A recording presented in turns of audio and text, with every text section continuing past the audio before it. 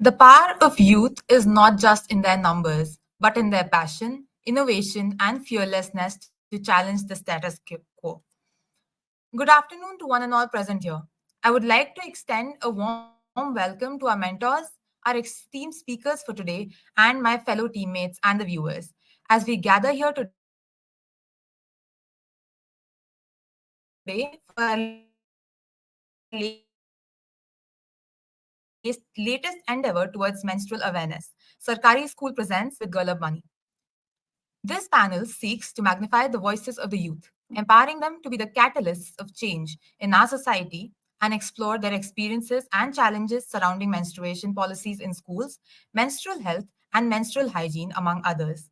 To enrich our panel today and embark on this journey of change, we have with us our esteemed panel of 21 guest speakers, a diverse and enthusiastic group of individuals.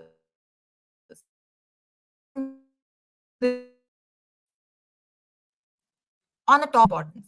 Hailing from various fields, they are here with us to share their invaluable experiences, insights, and recommendations. We are sure that this session will greatly advance the aim of shattering the taboos, dispel the myths, and create an environment where open discussions on menstrual health and hygiene are embraced and encouraged. We are looking forward to learning from all of you today. I encourage each of you to actively engage, listen, and learn from one another. Share your stories, exchange ideas, and collaborate on innovative solutions that will shape the future of the overall menstrual health landscape of our society. May this summit serve as a powerful platform to ignite a national dialogue, create a supportive ecosystem, and empower every young man to share periods with confidence and pride. Together, let us raise our voices, break the barriers, and shape a future where menstruation is celebrated, respected, and understood by all. Thank you. Over to the host.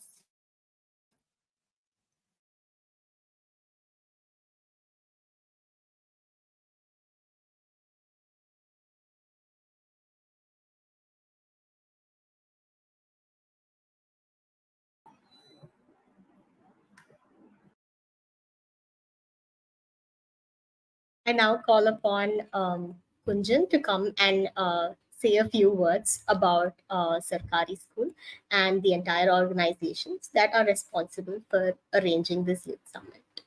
Kunjan, over to you.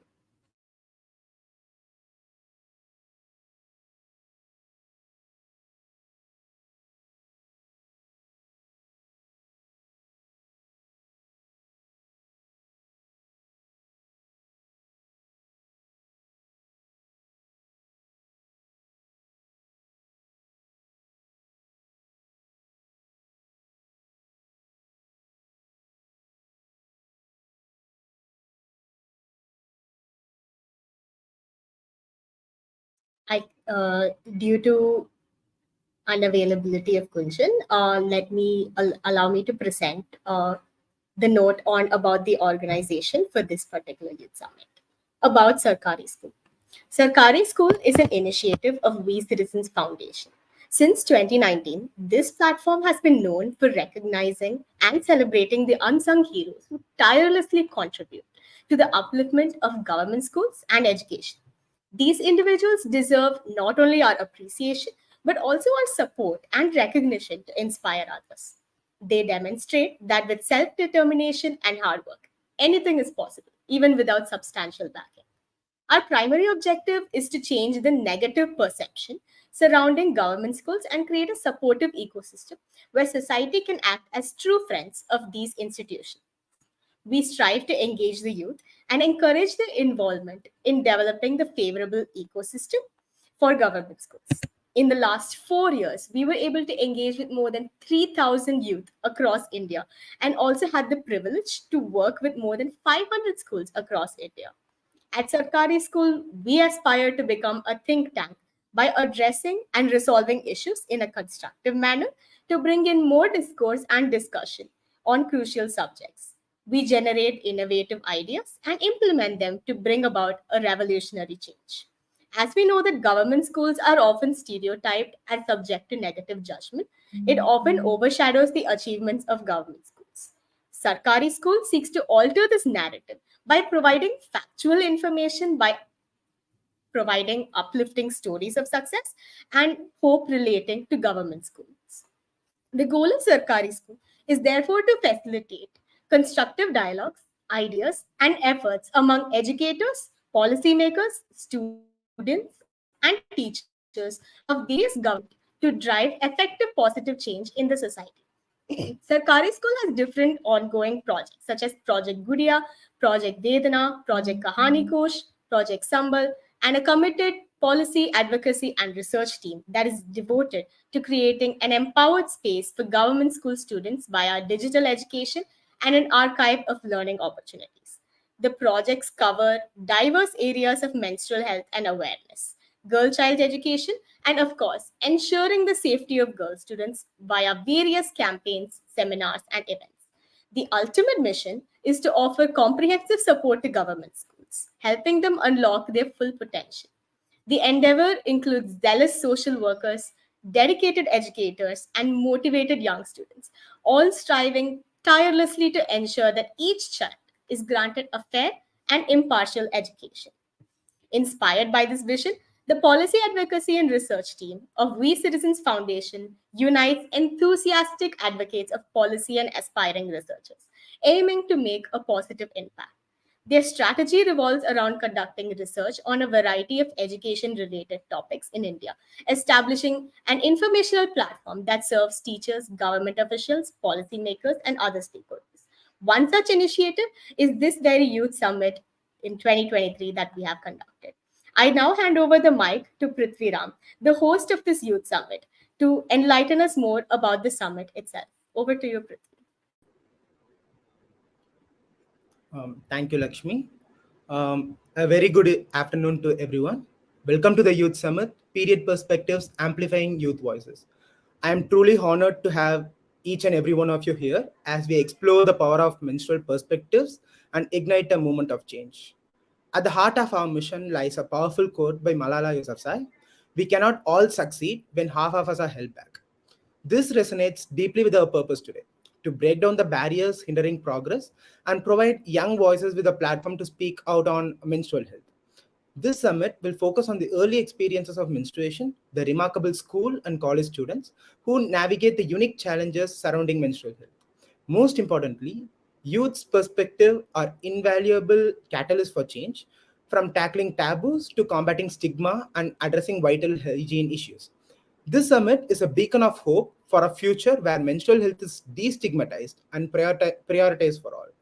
Engaging in meaningful conversation aims to foster a deeper understanding, create lasting awareness, and inspire tangible action.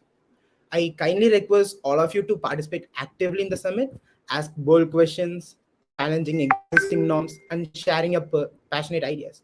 Thank you for being part of the Youth Summit, Period Perspectives Amplifying Youth Voices. Let us make this summit an unforgettable experience, inspiring real change in how we perceive and address menstrual health. Thank you. Thank you, Prithvi. We will now begin by inviting our esteemed speakers to voice their perspectives one by one. Let us all celebrate menstruation as a source of power, not a sign of weakness. To do the same along with all of us, we invite our special guest speaker, Aditi Trivedy, to share her thoughts. Aditi has recently graduated from the Lady Shri Ram College for Women at the University of Delhi. A passionate advocate for women's rights and equality, she has worked on several social impact projects that come together to uplift, educate, and support women. Her work as the president of a college students' union and founder of student led initiatives, Project Tobacco, which works with refugee Afghan women to help them set up their own business and earn a stable source of livelihood. And PLC Khwabeeda has fueled this passion further. Aditi, the stage is yours. Good afternoon to one and all present at this August gathering. I'd like to sincerely thank Sarkari School and the We Citizens Foundation for inviting me as their special guest at this year's Youth Summit. It is an honor for me to be a part of such an esteemed panel that has today come together to address the importance of menstrual policies in schools. As a passionate advocate for women's equality and equitable participation in society, it is integral for us to ensure that a holistic focus on each and every related aspect is made in order to help women progress. While my work has mostly tapped into doing so through the means of financial and legal literacy, menstrual literacy and awareness continues to play a crucial role while working on other aspects of social change. Cisgender women in India start menstruating within the ages of 10 to 15 years old and around 12 years of age on an average, according to a few studies. As many of us can recall from our own experiences with the same, the onset of puberty is not only a biological change, but a very significant mental and emotional change as well. That too, at an otherwise pretty tender age.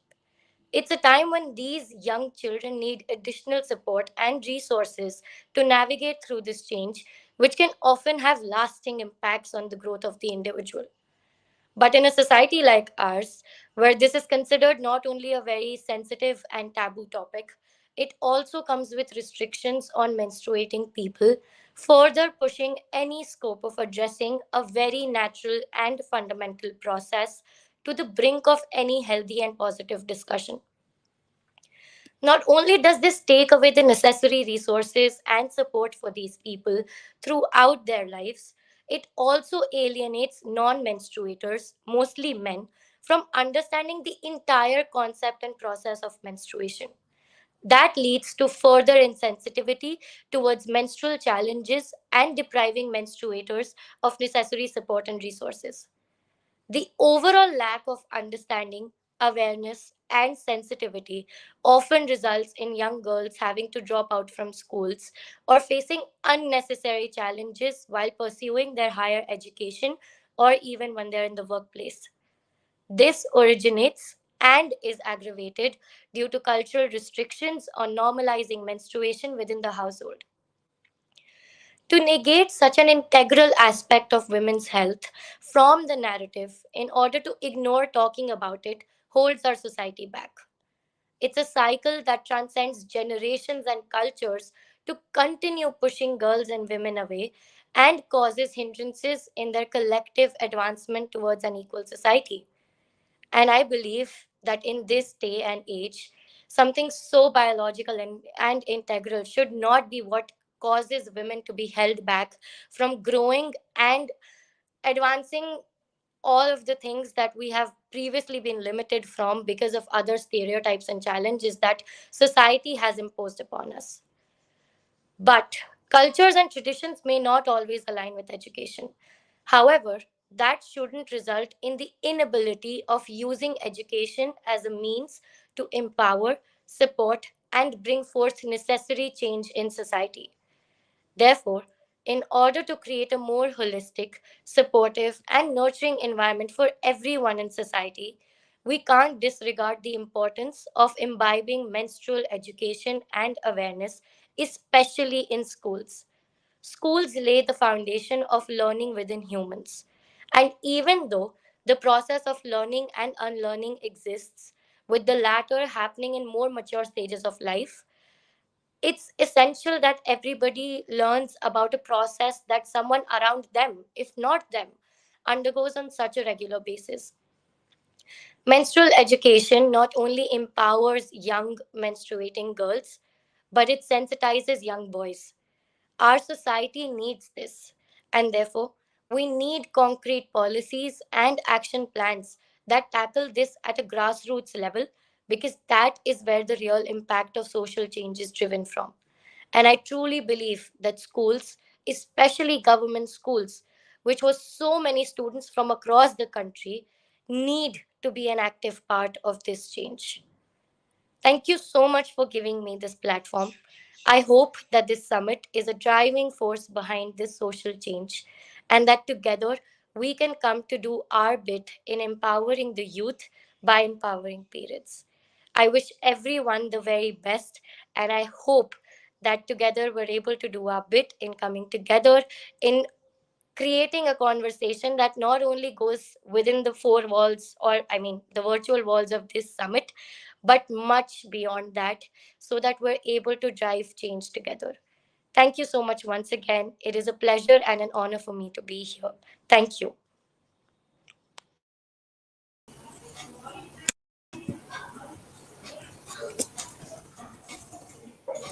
We extend our heartfelt gratitude to our esteemed speaker for enlightening us on empowering periods and inspiring us to embrace the strength within. I absolutely adored the way you talked about stigma, the issue itself, and education as a means for moving forward. It was very well elucidated. One thing we should all know is that true empowerment begins only by understanding and embracing menstrual health. To strengthen our empowerment, we call upon our next speaker, Tanvi Joshi. Tanvi is a 20-year-old psychology student at Flame University learning advertising and designing on the side. She has conducted workshops for over 150 children from both private and public schools. The stage is yours.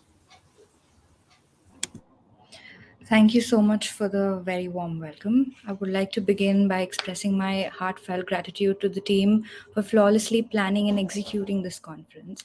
It is an absolute honor to be amongst such brilliant and determined and talented minds. Aunt Flo, Moontide, Crimson Tide, menses, menstruation, periods, just like its many names, periods also comes in different forms, sizes, durations, and especially experiences. I remember my first period very clearly, very vividly. The excitement, the eager anticipation of that one special day. It felt like a milestone I couldn't reach faster. I had heard about periods from my elder sister, and in my mind, they symbolized the glory, the true mark of womanhood. And I was excited for this new chapter of my life to begin, this change and this growth to start. One significant factor that greatly influenced my perspective of my cycle was the conversations about periods that happened around me. I lived a life of privilege, not only in terms of having necessities like a roof over my head or food on my table, but something more fundamental, something more private, freedom. I grew up in a family that wasn't afraid to discuss periods openly and that didn't view them as a source of shame or stigma. I was surrounded by people who understood periods, which I, in full consciousness, realize now is a privilege to have. My realization of this privilege came in the eighth grade when I had the opportunity to meet girls from neighboring public schools as a part of a project. When we asked them about periods, their responses were our questions were met with silence, shy smiles, and nervous laughter. Not a single girl could openly talk about it. After a lot of coaxing, we managed to get some hesitant but matter of fact answers. It was an eye opening experience that gave me a new understanding of the word privilege. After that, based on my conversations and research, I've come to realize that menstruators all around the world face varying degrees of difficulty when it comes to dealing with periods. More often than not, the lack of conversation stems from a lack of knowledge, which contributes to the majority of the problems. Societal ignorance, inadequate education in schools, coded language, shame all contribute to the stigmatization of a process that is inherently fundamental to the human race. One of the major problems faced by menstruators is access to menstrual products. In certain regions, the lack of affordability and availability of these essential items hinders proper menstrual hygiene. This not only compromises the physical well-being of menstruators but also affects their dignity and overall quality of life. Moreover, the cultural norms and taboos surrounding menstruation perpetuate the shame and stigma associated with it. These norms dictate how menstruators should behave, what they can or cannot do during their periods, and even impose restrictions on their participation in certain activities. Such restrictions limit the freedom and potential of menstruators, reinforcing gender inequalities, holding them back from realizing their true full potential. The impact, when considered the intersectionality of menstruation, marginalized communities, including those living in poverty, refugees, and people with disabilities, face compounded barriers in managing their periods. They often lack access to basic sanitation facilities, clean water, and appropriate healthcare, deepening the challenges they face in maintaining menstrual hygiene and overall well being.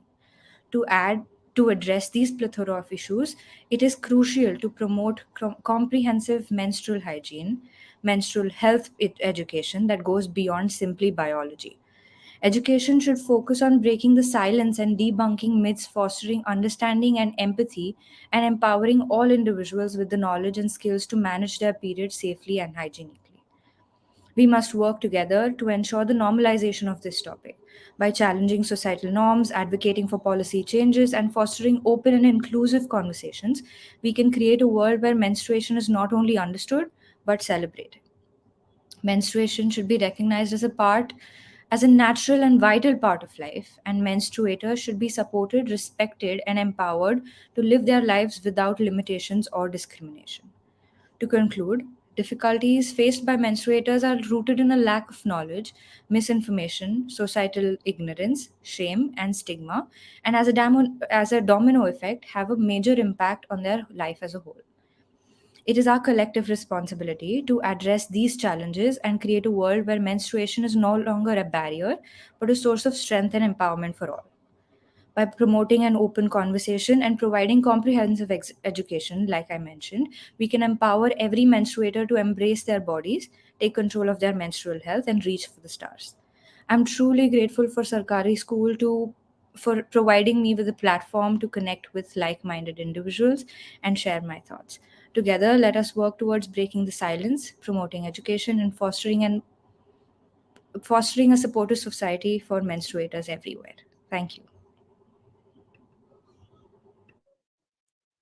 Thank you, Tanvi, for that truly enlightening speech. I completely agree with you that lack of access to menstrual products and the support for the entire process in our cultural practices is necessary to be bridged and contributed for. Like that gap should be bridged and repaired.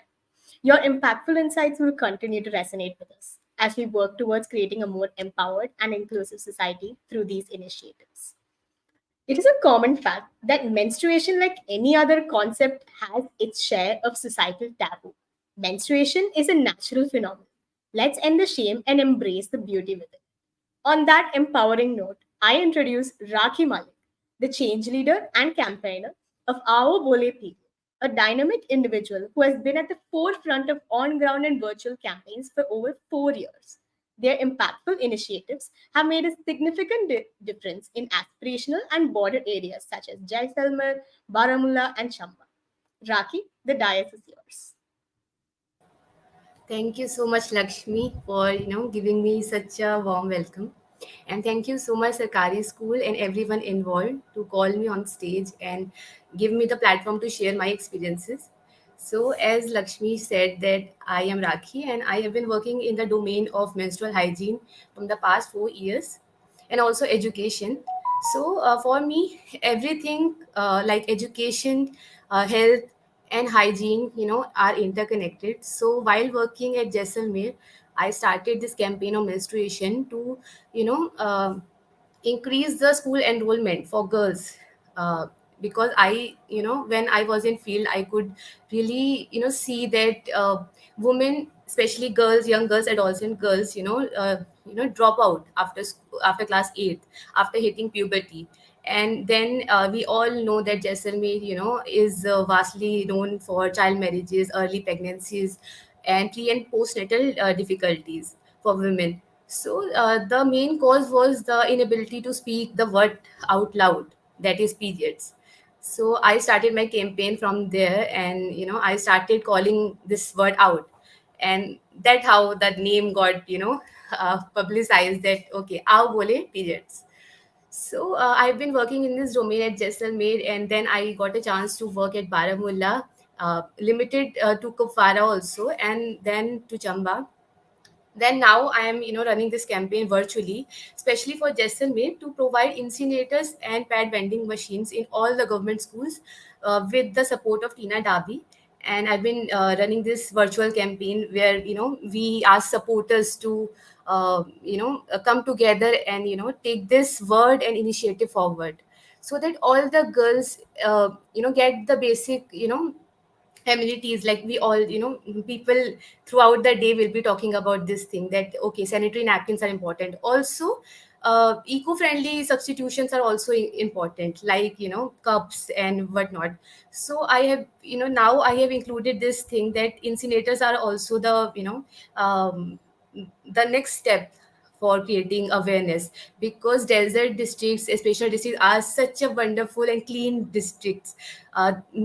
People call them as backward areas, but no, they are untouched and beautified with all the greenery and all the natural presences of the world.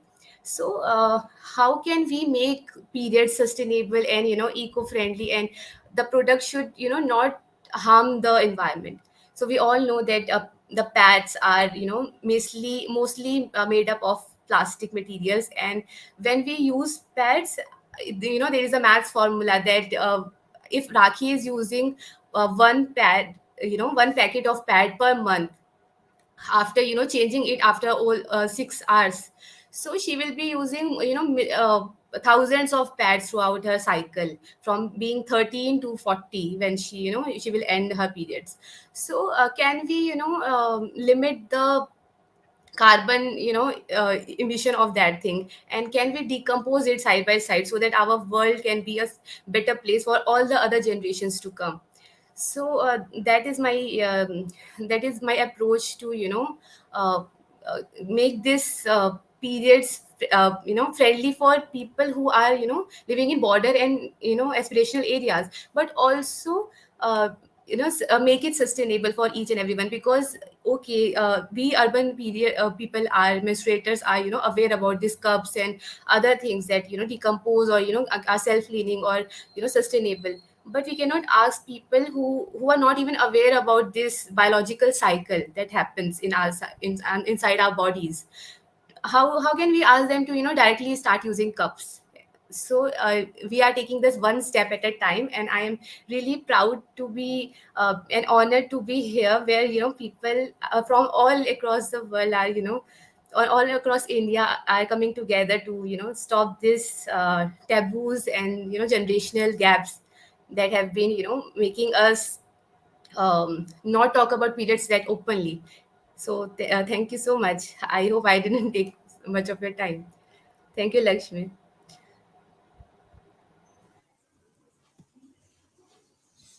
Our sincere gratitude to Rakhi for that wonderful speech. It was inspiring listening to you talk about your campaign and how you help shatter the taboo.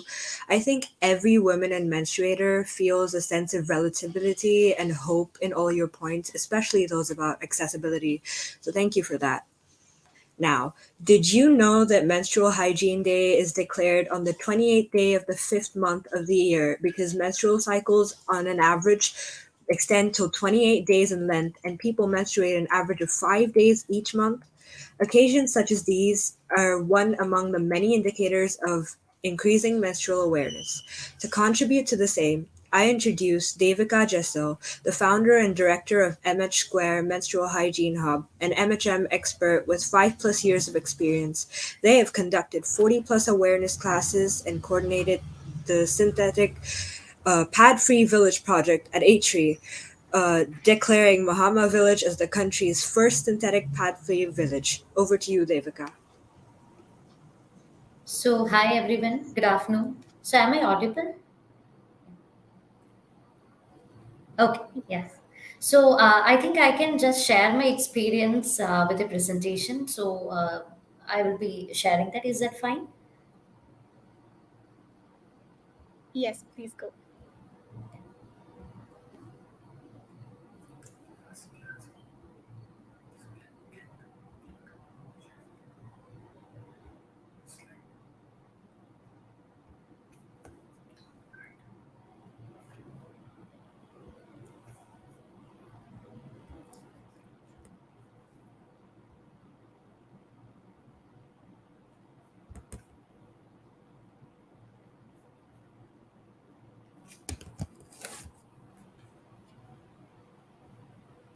Okay. So, in the previous sessions also we just heard about like what is the main challenge which is related to when we are talking about menstrual hygiene management, like the accessibility to the menstrual products. So we already heard about.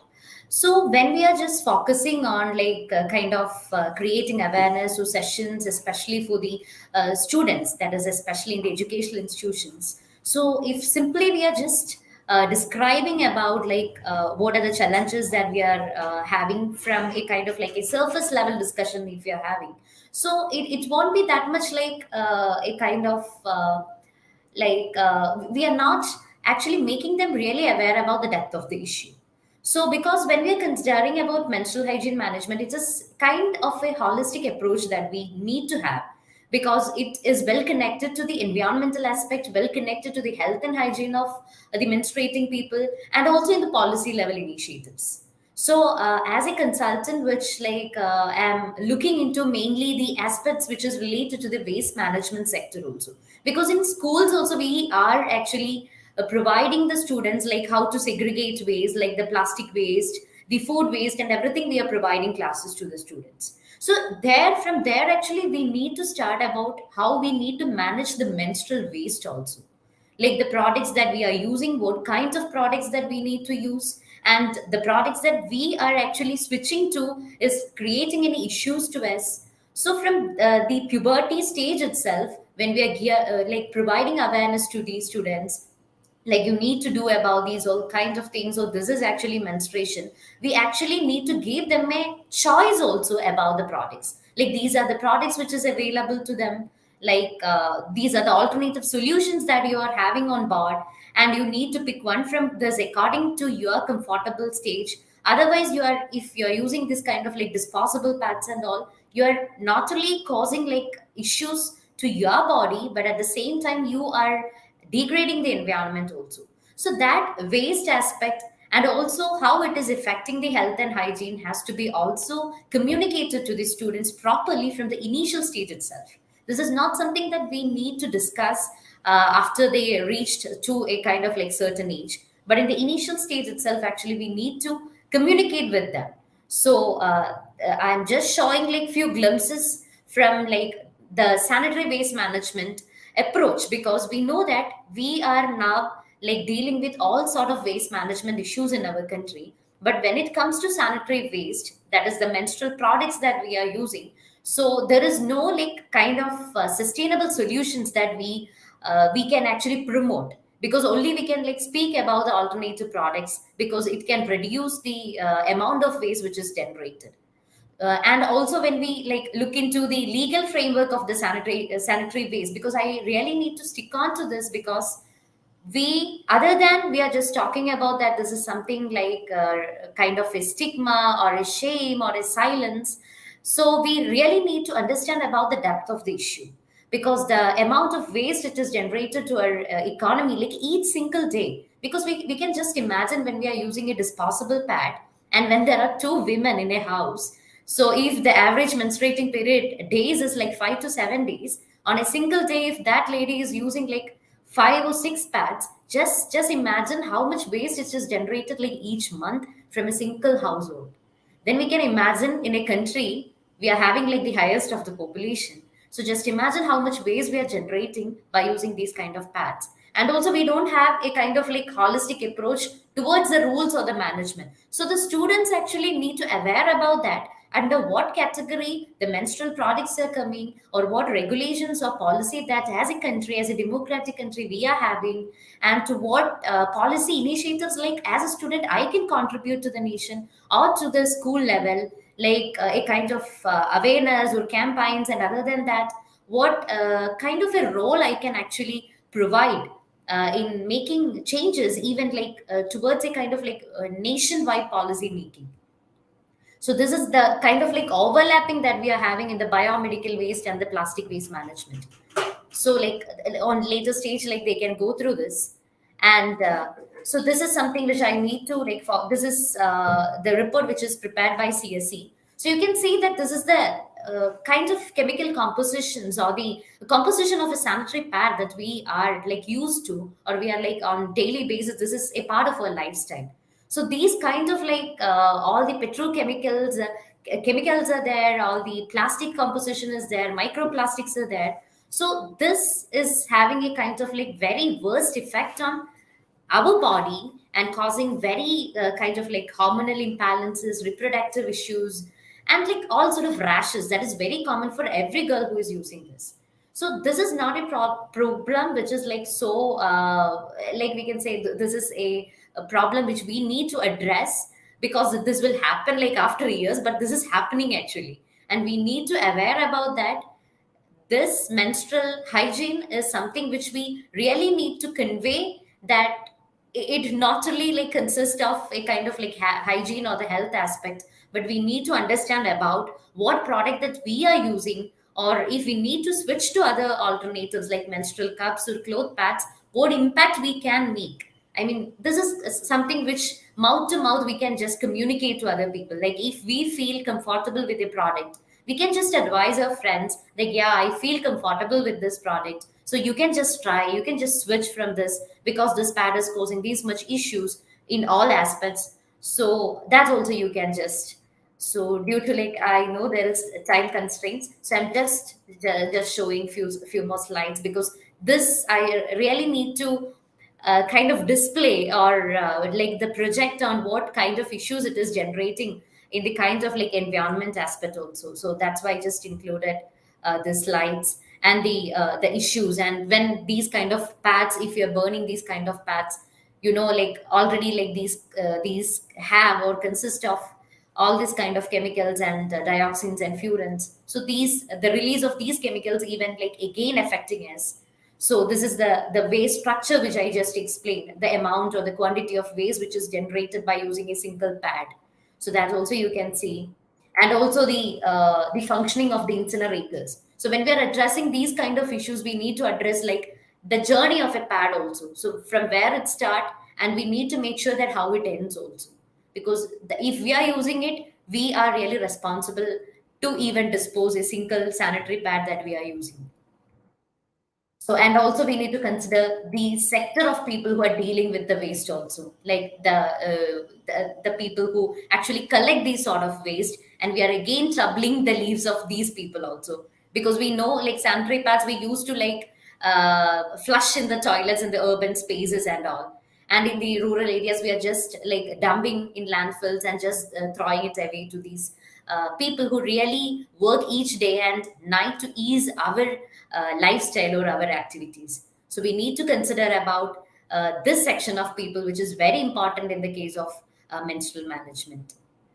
And I think there is no time left, so I will just go through this more slide, and I will just end the Sorry talk. to interrupt, So Devika, but yeah, we have other speakers in line, so I am going to have yeah. to ask you to continue. Okay. So I just need to conclude with this, because this is the project which successfully happened in Kerala, and Muhamma Village Panchayat in India has been declared as the first synthetic pad-free village in India.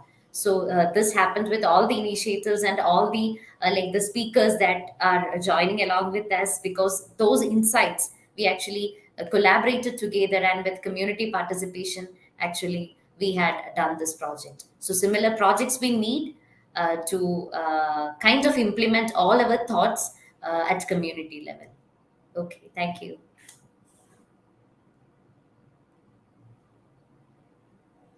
That was a truly astounding speech and presentation. Thank you so much, Devika. Your points on the holistic approach to availability of menstrual products and approach to students was indeed a very resourceful input to today's summit. As much as awareness is required, it is also important to know that periods are not a burden. Rather, they are a testament to the strength of character. On that note, I'd like to call upon Sagarika Deka, a passionate young Ashoka changemaker and women's rights activist. Leading a youth based organization, she prioritizes education, empowerment, employment, and service. She was recently a part of Y20 Summit representing her state, Assam. Welcome, Sagarika. Thank you so much for having me in, and thank you for that brief introduction. So I think like to start with, I think you guys are doing a very great job talking about period perspective. I think that is one such topic which is very important to talk about, and it's important that we aware people about period poverty, be any related to periods, especially to the Indian crowd, because of all the injustice or the taboos related to menstruation. So yeah, I think on that part, you guys are doing a great job. Also, like, if I have to talk about my experience, like, here, I think I would like to share about few of these instances which I have encountered over my journey of to talk about periods, be with different women from different sections of the society, or with women who have absolutely no knowledge about menstruation, or how to actually proceed, or do. They have no idea about it. So yeah, I think through this I would like to highlight that point. So as the very well mentioned by my host, that I belong to the state of Assam, and in Assam especially, not many women, as there is a section of the women who are well educated and well aware about a lot of things, but there is also a section of women who are not at all aware about about anything related to menstruation. For them, it is still a taboo. So, as most of you might have known, that Assam usually, every year it has to face extreme floods during these months. So it was back in 2020 when the condition was really horrible because of the flood, and also for the COVID-19. That's when people, the NGOs or the government, they came forward in helping the flood victims with relief stuffs, and build up relief camps. But unfortunately, this shows that so many people are not aware about period, the importance of having a menstrual hygiene, or the importance of having a proper care during the menstruation. That's when this topic came up. And because the government or the other NGOs, they were not distributing pads because that was least of their priorities. And as a women right activist, it really saddens me because a lot of women were also affected during that flood time in Assam. So yeah, I think that's where my entire journey starts, why to talk about menstruations, and why I personally feel very connected to this issue, is because of these reasons, why that people are so very much ignorant to this topic, and not understanding the importance of this topic. So yeah, I think I that's when I started my campaign, which is called as Flood Does Not Stop Menstruation. And it was completely online, and people from all over came in, supported me with a placard saying flood does not stop menstruation, and eventually it grew up. And I think the point here which really amazed me is that there are so many women, men, who came forward to talk about it. They could understand how important it is to acknowledge these issues, especially during a condition which is not favorable. And also that how ignorant people can be in the disaster management thing as well, how ignorant people are when it comes to menstruation. So yeah, I think that's when the entire journey came forward with this campaign. And towards the end of the campaign, we could distribute over 10,000 pads to the flood victims, and we could reach out to bigger NGOs, and they came in to help. And they implemented, they brought in pads also as their relief kit, in their relief kit. So yeah, I think that was a huge thing which happened just from my phone, through the power of social media.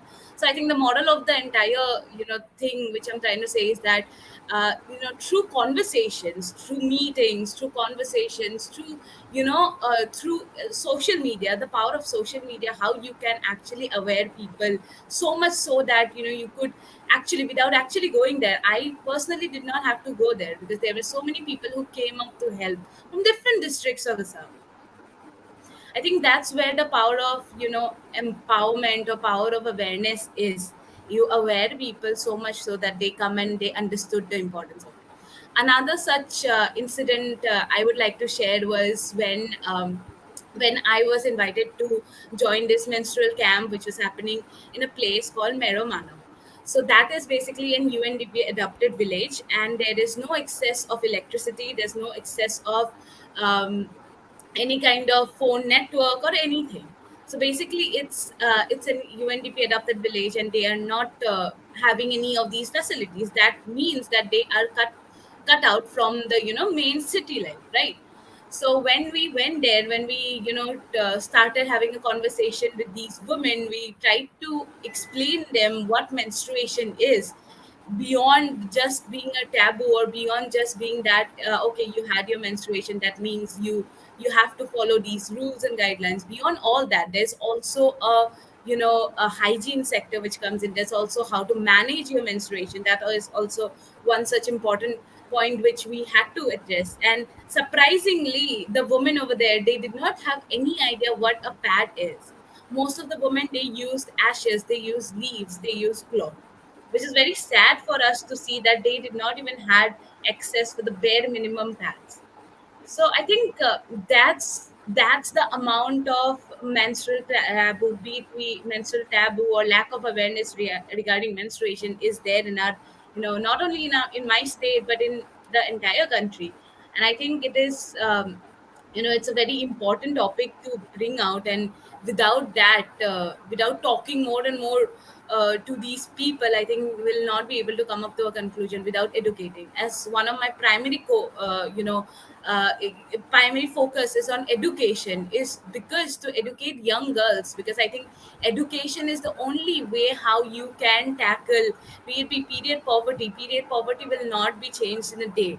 Menstrual hygiene management, which is very important, but it is not known to many people, right? So I think the only way how we can create a difference, or we can inspire more and more people to talk more about menstruation openly, is by talking, is by spreading awareness, and talking more and more about it. So yeah, I think these were the few two incidents which are very close to my heart. And I wanted to obviously share it with you guys. And yeah, maybe I think the to show that the power of collaboration, the power of social media, and how just by having a normal conversation helps so much. Just having a conversation helps so much. Yeah, I think that's all for me. Thank you for that heartfelt speech, Sagrika. We truly do agree with your perspective about not understanding the importance of the topic and your unique insights regarding your work. The way you brought together the raw reality in your region and periods was beautiful. Thank you for sharing your journey. Thank you It so is much. high time we realize that menstruation is not the problem, but the lack of menstrual hygiene and awareness that is. To further elucidate on that note, introducing Sancharani, a dedicated individual currently pursuing her PhD at the esteemed Department of Humanities and Social Sciences, IIT Madras. Her research is centered around the exploration of contemporary discourses surrounding menstruation in India, with a keen focus on gender and sexuality, sexual and reproductive health, critical and menstruation studies, and the examination of modern feminist movements in India. Sancharani brings a wealth of expertise and knowledge to her field of study. Over to you, Sancharani. Thank you so much for having me here. So I'll start off with my talk. One of the discourses around menstrual politics in India, which I have tried to examine in my doctoral research, is the one generated during students' activisms in 3 universities in 3 cities in India, all of which happened in 2015. These campaigns were the Pads Against Sexism campaigns in Delhi and Kolkata, gender justice campaign which happened in Cochin, and a social media campaign, namely Happy to Bleed. These campaigners aimed to destigmatize the menstruating body, as well as conceptualize menstrual stigma as a form of symbolic violence that can be located in a continuum of violence, which may include physical violence, sexual violence, and so on, that are targeted at the female body. Due to the shortage of time, I will not go into the details of these campaigns, but rather focus on one theme that might be relevant for this conference, which is the perspectives of the respondents on the influence of family and school on the shaping of menstrual embodiment, and the ways in which they resisted menstrual stigma at home as well as in public spaces during and after their campaigns. Now, a menstruating body undergoes rituals of purity and pollution, as menstruation is deemed as impure to be kept away from spaces, objects, or people considered to be sacred. The menstrual practices constitute menstrual taboos as well as menstrual etiquettes. So basically, menstrual taboos are those practices which make a strict separation between the pure and the impure, and it has religious connotations.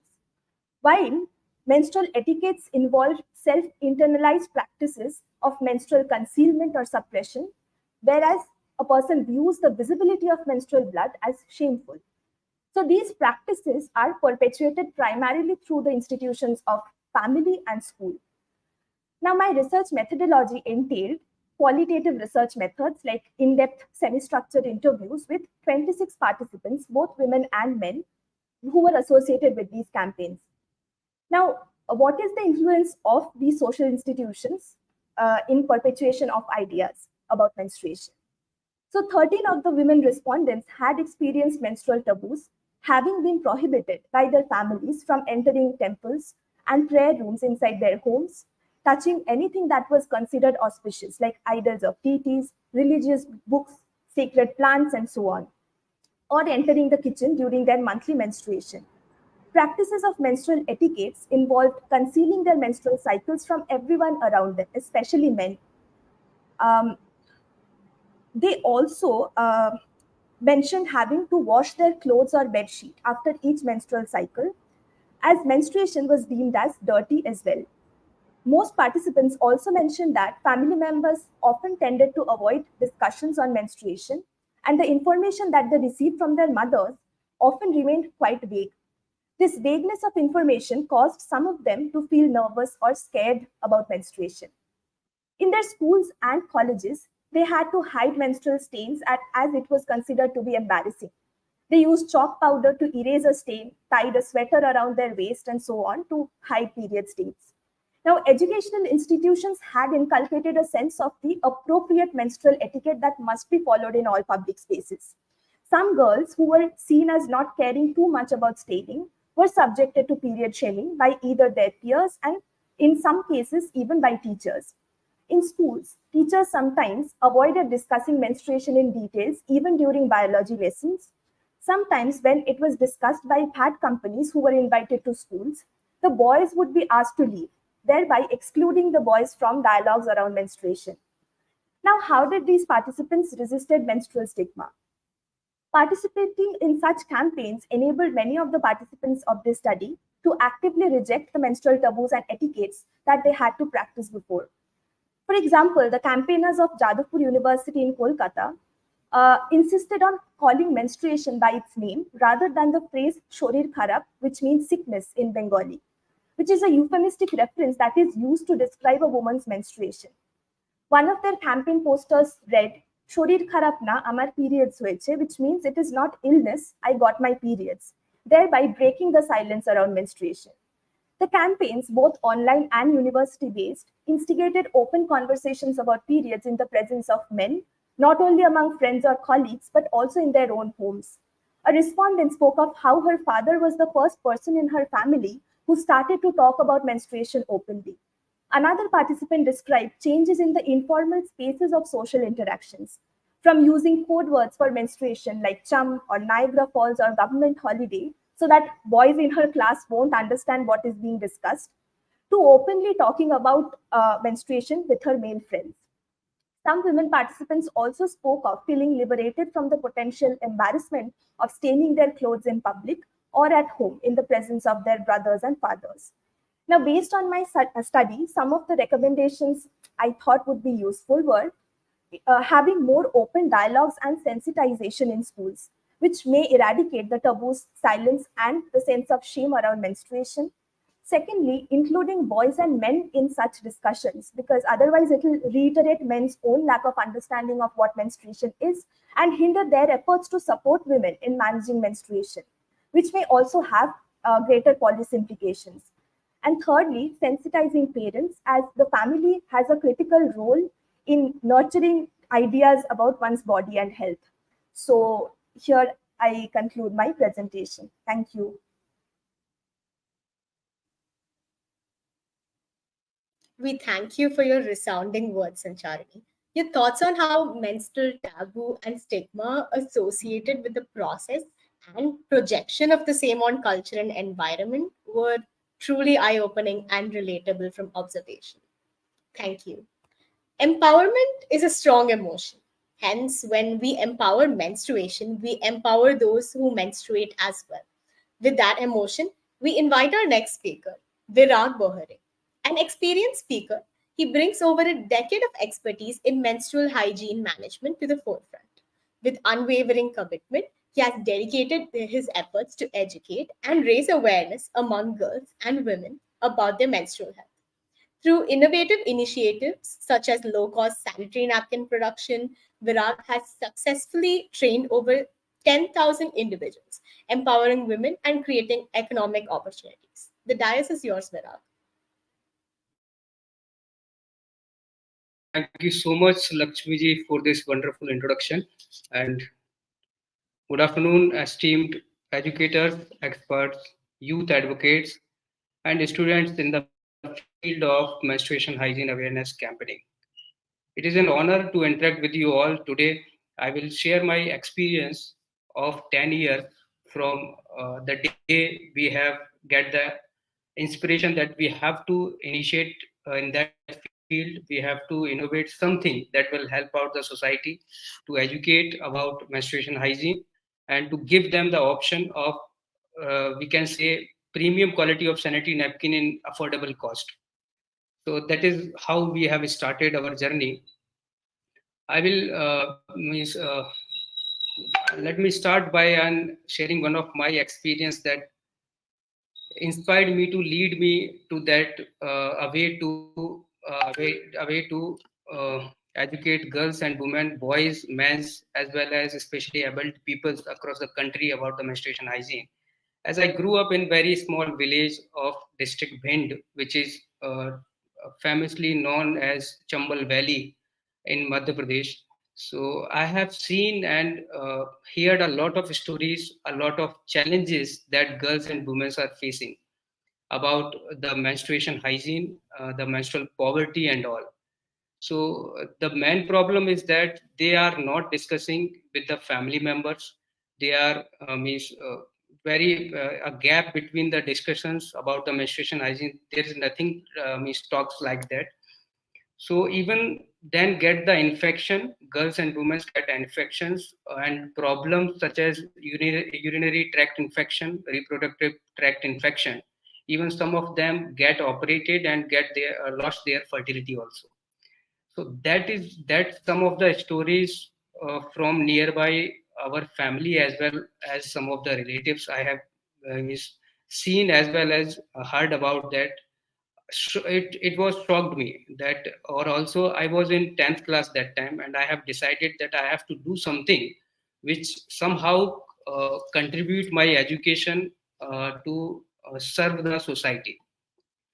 So after 12th class, I have got opportunity to visit one of the organization in Rajasthan, Tilonia, named Barefoot, where I have gone through the process of low-cost sanitary napkin making machines, where I have seen the machine of padman of country, Arunachalam Muruganatham.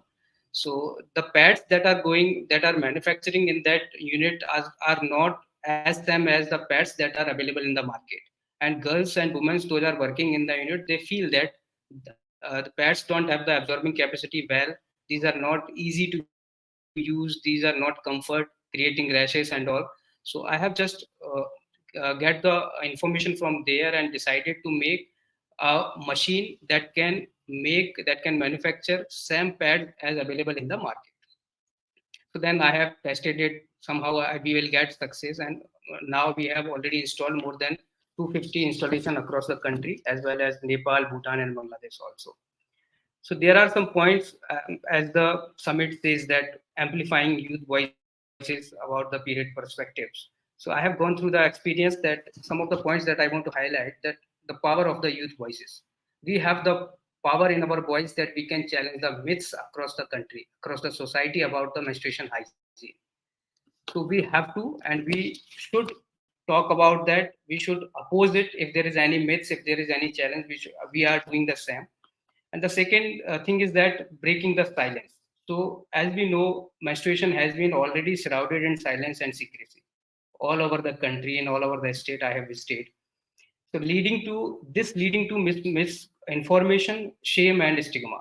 As youth advocates, we have the unique opportunity to break this silence and start a meaningful journey and conversations to break that taboo. Third thing is that, or we can say that we are doing this whenever or wherever we got the opportunity to install the machine, like institutions, IITs are there, schools are there. So we are closely working with them. So whenever I got the opportunity to install the machine there, so I called the class of students, 10th, 11th, 12th, 8th, whoever available. Also the school staffs, lady staffs, man staffs, also especially abled persons, abled bacche, that handicapped persons also. We are got engaging them also in the class of menstruation hygiene. And some of them, we have got opportunity to work in some of them organization in Visakhapatnam in Tamil Nadu. So they are working, means they are all handicapped, they are deaf and dumb, but they have the ignition to make the society some changes about the menstruation hygiene. So we have customized machine to operate, means as per their strength, as per their strength, as per their safety and all. Third one is creating inclusive space, means we have to come with all that segments, thought boys, girls, other genders as well as men. We all have to come together at the space and we have to discuss that thing. So this will helpful to me. And the last one is that users of social media platform to educate and aware the people. As one of the speaker mentioned, that this is the very powerful tool we can use. We can connect not over in our nations, in our states, nation, also all over the globe, like-minded people to educate, to aware them about the menstruation hygiene and all. So the conclusion, I want to conclude it that collective commitment to amplifying youth voices in the field of menstruation hygiene management is vital for building a more informative, inclusive, as well as supportive society.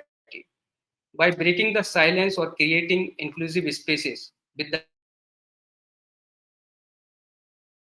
of ensuring that menstruation hygiene is not longer a taboo, we can discuss it with openly and ensuring that every young person has the knowledge, resource, and dignity that they deserve.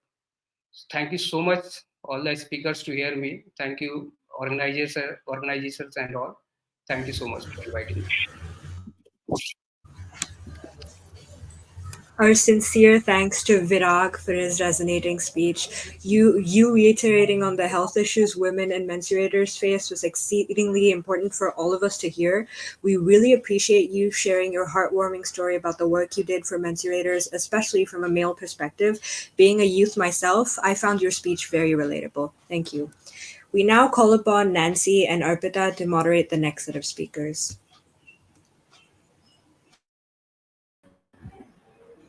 Did you know that in emergency, UNICEF provides dignity kits to women and girls, which include sanitary pads, a flashlight, a whistle for personal safety when using the toilet? With that factoid in mind, let us welcome our next speaker, Ramisa Khan, who is a passionate advocate for menstrual education, focusing on breaking social stigmas and empowering women. Through her organization, Menstrual Talk, she conducts sessions and webinars globally aiming to create awareness and eliminate shame associated with menstruation. Her mission is to ensure future generations are well informed and confident about menstrual health and hygiene. Over to you, Ramisa.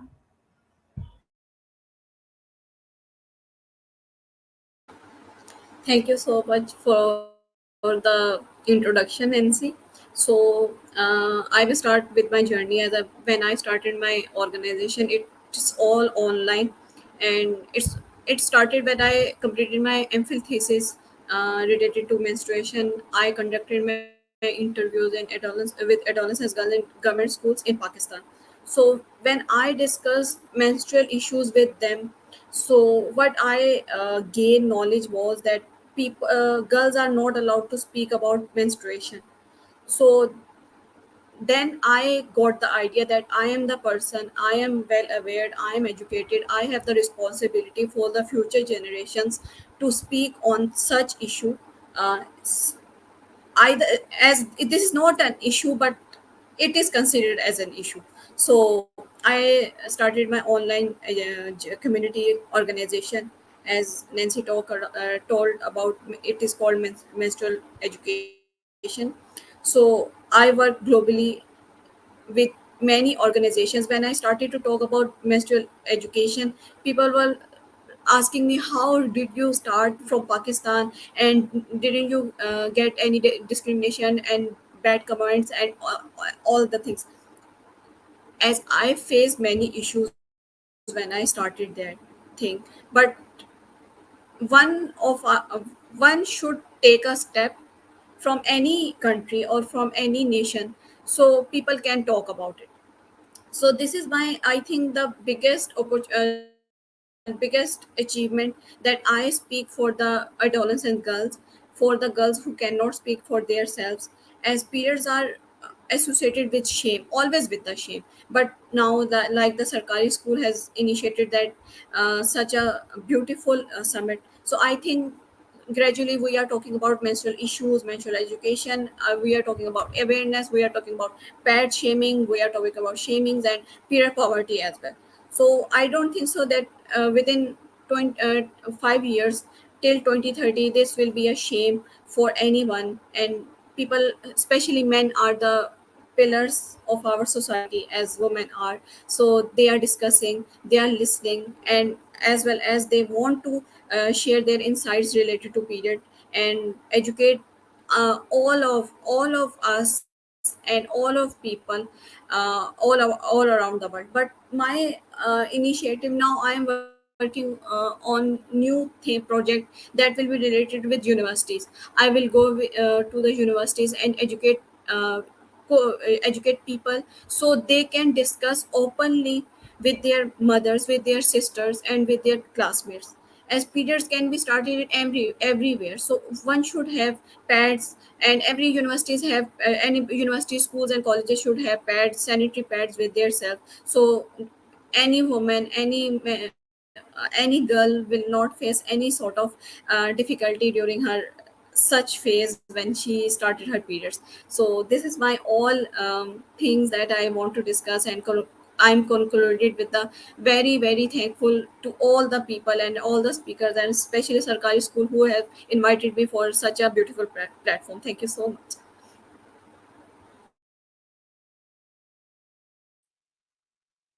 Thank you so much, Ramisa, for everything you are doing for the menstruators. It goes without saying that we need to change the narrative around periods from embarrassment to empowerment. On that note, we invite Mayuri Dhamal to give the next speech. Mayuri Dhamal is writer and gender activist, focuses on bringing marginalized knowledge to the mainstream, addressing language, gender, caste, and ethnicity. As a UN Fellow for the Data Values Project, she specializes in localizing menstrual education by translating critical scientific content into Marathi for rural and marginalized girls. Currently, she is conducting participatory action research on the impact of water crisis on women's lives. Welcome, Mayuri. Over to you.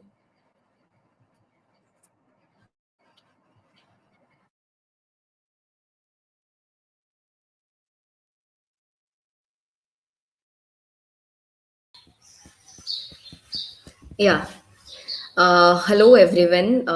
First of all, congratulations to Sarkari School.in for organizing such an extensive youth summit for menstrual education and hygiene and awareness. So, as you said, I'm conducting action research since last 3 years, and I'm working with rural girls and young women in Maharashtra. But I'm also a data values advocate for United Nations, and that makes me connected to sustainable development goals. So I would be talking about how menstrual hygiene and education efforts we all are taking are connected to the sustainable development goals we are going to achieve, like we are supposed to achieve by 2020 30. So when we are talking about 4 A's, that is access, availability, affordability, and awareness, we must talk about sustainable development goals. So we know that first 5 goals are crucial for social development, that is no poverty, good health, well-being, quality education, gender equality, and clean water and sanitation. And all these five goals are related to menstrual hygiene and education, that are our efforts we all are talking about. So, lack of access to period products can occur due to financial and physical barriers, which is the major indicator of poverty, and that comes under SDG 1. So, prices of period products can put these vital supplies out of reach of many people, and we can see that all over India, not just Maharashtra or any other state, but poverty is the biggest reason that people are kept away from the access to the menstrual hygiene. That leads to the connection to the SDG 3, that is good health and well being, because no access to menstrual hygiene leads to impacts on women's health, and not just women's health, I must say, all menstruators' health. Uh, we heard that people are talking about urinary tract infections and cervical cancers. So all these inaccessibility or affordability issues are linked to our health directly. But the major thing which has its impact is education, and that is SDG 4, quality education. uh, Menstruation leads to dropouts of girls from school at the age of 7 to 11 majorly, and that is around 7 to 8 standard, where mostly because of the taboo and gender inequalities in our society keeps the burden of virginity and what we call izzat in Hindi or Marathi on the heads of girls. Therefore, we are social. Just a second, give me a minute.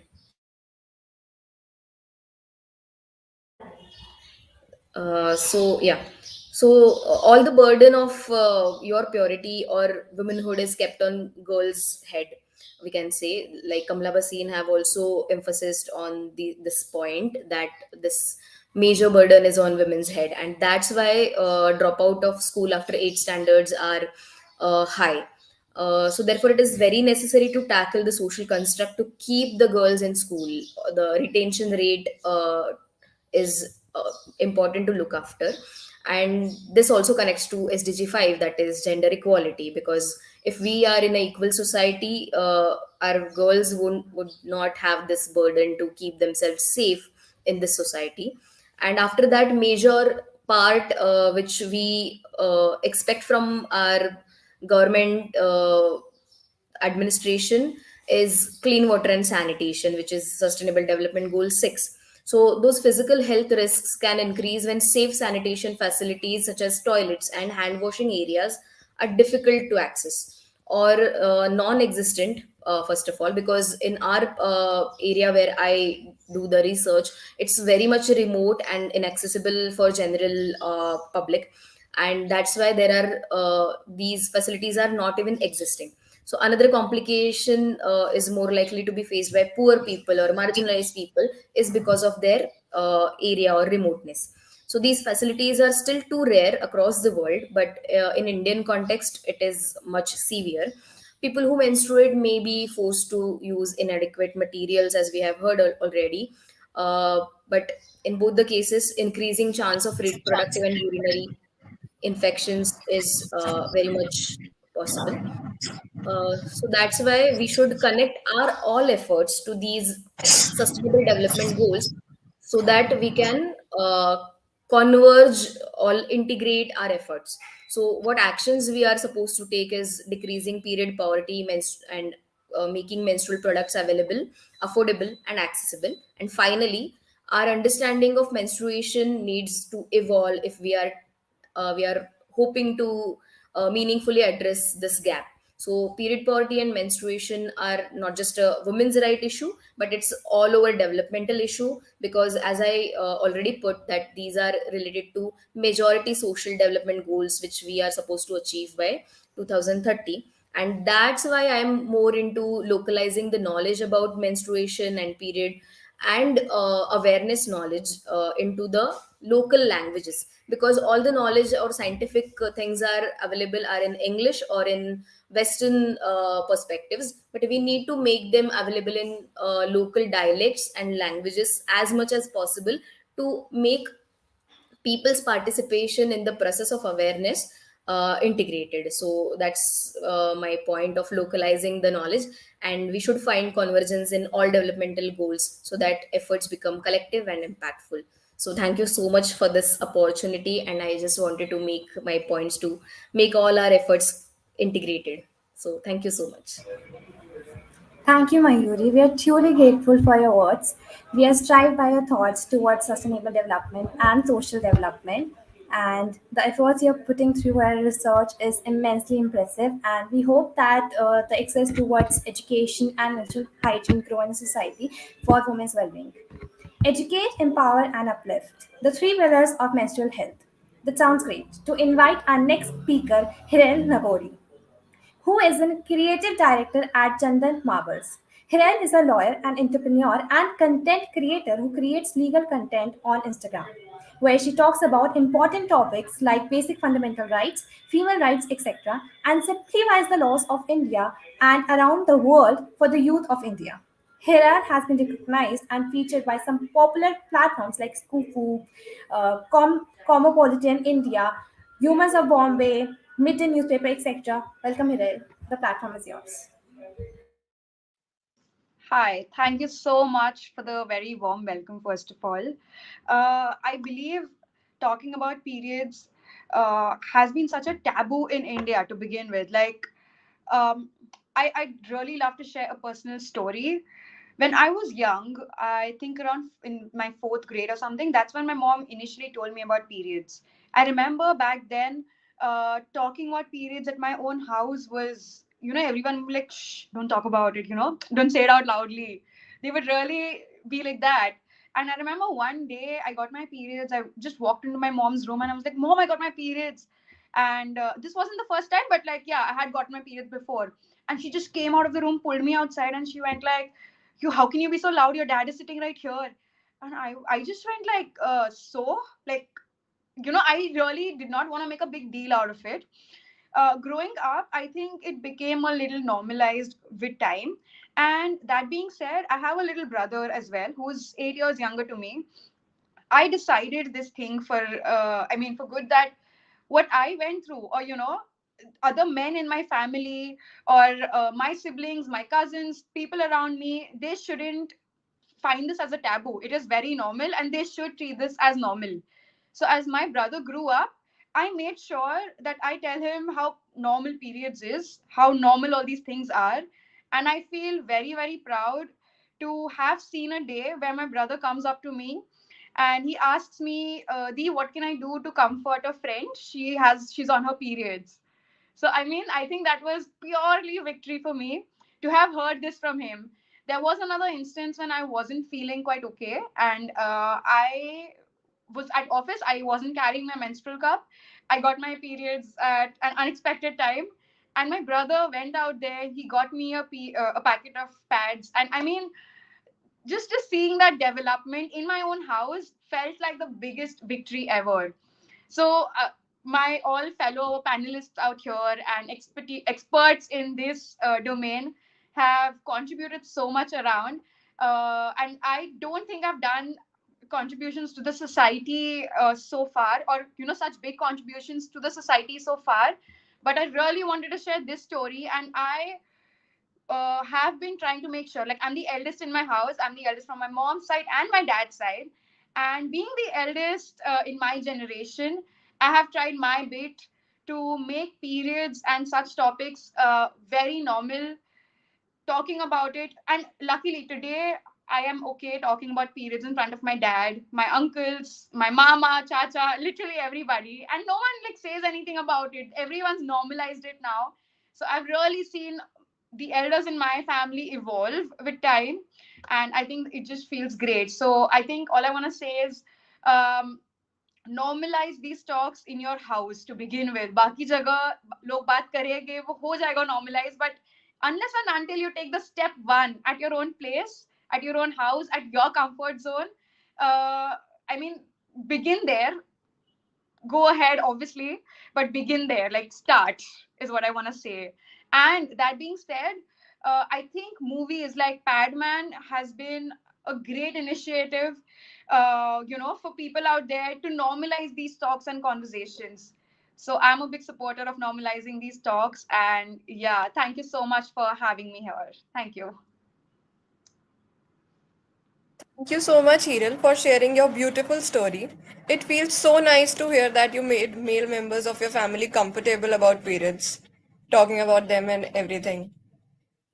Empowering menstruation means providing access to menstrual hygiene for every single person who needs the same. Helping us prove this fact is our next speaker, Seher Bhalla. Seher Bhalla is a dedicated individual with a strong background in the social sector and non-profit work. She co-founded her Adhikar Foundation, an intersectional feminist non-profit organization focusing on women's and children's rights, particularly in health, education, and community empowerment. With experience in organizations like Global Fund for Children and Let India Breathe, Seher brings expertise in advocating for menstrual health and hygiene. Currently, she is completing her final year of BA LLB honors and working with the Office of Honorable MP Sanjeev Arora. Welcome, Seher. Over to you. Thank you so much, first of all. And again, I just want to say it's so inspiring to meet, not just like minded people, but people who are doing very different work in the same field and to hear their experiences and stories. It's really heartwarming and uplifting. And, it's really motivating to do the work. I want to highlight something, a little off track. I want to talk about, like dignity and empathy that is often very lacking when we're talking about safe menstrual practices, because we will often go and teach only the technical aspects, but we all know that there's things like PMS, PCOS, and like there's so many other affiliated conditions that are not spoken about. And often the emotional like baggage or like trauma that comes with like just bad menstrual practices, that is never truly addressed. So when my organization started taking like safe and sustainable literacy workshops with schools, we try to emphasize teaching the girls that, oh, it's okay to be cranky on your period, and it's okay to create safe emotional spaces for yourself, and you don't have to just be quiet about it or just scientific or factual. This is a process that happens to you. Obviously you're going to have emotions associated with it. And another thing, like when we speak about including men in the conversation or boys, I've realized that often, again, because the empathy factor is lacking, they're either very technical about it, or they will like acknowledge it, but they don't really want to hear more about it. It's like, okay, fine, we know this happens, but don't tell us more things. So putting in a little bit of like, oh, like this is very common, you have to be a little sensitive. That sensitization is something that I'm so glad is becoming increasingly a part of like menstrual hygiene practices, and I hope that it stays on the rise. I want to share a story. We went to a school in Pune to take workshops, and over there, when we told the principal that, okay, ideally we want to be able to take the workshop for both the boys and the girls, he was absolutely scandalized, and he was like, I'm letting you take them for the girls. That's only good enough. You should not be like pushing and all. So we were like, fine, we will do whatever we can. And we just took the workshop for the girls. And then one of the girls chimed in because we were teaching them about, the role of the uterus and its different parts, etc. And she's like, oh, we know about the uterus because we made a model in our class. And we were like, oh, did you girls make the model? They were like, no, we made it with the boys in our class. And then we went out for the break, and the boys from their class, when they got to know that the workshop was related to safe menstrual practices, they were like, oh, if you were doing this topic, why didn't you not let us also sit or join in? We also made the model, we also know about it, we also want to learn. And this is class 7th, 8th, okay? These are not like grown up high schoolers or even college students, these are children. And it was just very heartwarming. It was very factual for them, like it's like a fact of life. Oh, the sun rises from the east, sets from the west, the same way. Oh, the uterus exists and periods exist. And that nonchalance but complete actual awareness, it was so heartwarming to see. But also I want to highlight that, whenever we're talking about period and safe menstrual practice awarenesses, especially in low income communities, we often, talk about what is like most easily accessible. So largely it's still plastic pads, unfortunately. And while those are helpful and there should be, of course, increased accessibility because, they're easy for a reason, it's also important to start including more sustainable narratives. So, whenever we go, we try to talk about cloth pads and, like period cups, etc. And like even like, organic cotton pads. So what we have realized is that cloth pads are becoming an increasingly innovative and sustainable forum, especially for low income communities, because a lot of the organizations in India who are producing them often employ women from these communities to make those pads. And one of the organizations that, donated pads to us, which we distributed free of cost, they did this thing where the pad they created, when it was fully opened up, it was a fully square shape. So it just looked like a napkin, and they were like, oh, we made it like this particularly so that the women, when they wash and dry it out, they don't have to feel like shame or like, be scared to dry them in the sun, which is necessary to make sure that, the bacteria doesn't stay. And, it's little things like that, and that can lead to a very sensitive and, like safe experience, but also dignified. And I feel like that's a topic that is often lacking from the conversation. Dignity. Like, it's good that, women are being made aware and everyone is talking about it, but they should also be allowed to, experience it and talk about it on their own terms. So that autonomy can only come by letting them take their time and initiate conversation in their own way. And apart from that, I think like I'm so happy that again so many organizations are taking the initiative. But another thing that we do need, like we're talking about that, oh, youth voices and youth perspectives. The biggest issue that we have faced when trying to go for workshops is you guys are too young. What do you know about this? And we have to like justify that because we are closer in age to these people, we know what they're going through, maybe like a little more personally and on a more empathetic level. And there's very few people who will like believe that and let us do that. So when we are talking about including youth voices, I think there should also, be like promotion and support of including it for the next generation or those younger for us, because we're the ones who are going to be supporting them. And I want to conclude over there. So I will stop now before I keep talking. But thank you so much for giving me a platform, to share my thoughts and also letting me hear others. We sincerely thank you for your enlightening speech ahead. It was really an amazing experience to hear some unsaid things on menstruation, especially the impact that it put on our mental health. The way you have talked about inclusiveness of men was really igniting, and we'll try to inculcate the safe menstrual practices that you have guided over. Now, it is important to keep in mind that the cause we fight for is to normalize menstruation, uh, destigmatize taboos, and elevate menstruators' voice. Reminding us of that fact in a summit is the next speaker, Sangamitra Sarban.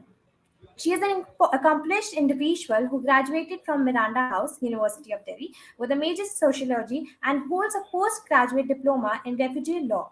Currently, she is making a significant impact as an active member of the Red Cycle, an organization declared to establishing safe spaces for an open discussion about menstruation in school throughout Kerala. Her instrumental role in co-developing a comprehensive and gender-sensitive menstrual health module for students in class 5th and 6th showcases her commitment towards empowering young minds with crucial knowledge. Over to you, Sangam. Thank you so much for the introduction, and I'm extremely happy to be here. Good afternoon, everyone. As you can see on the screen today, I'll be talking about bleeding and displacement.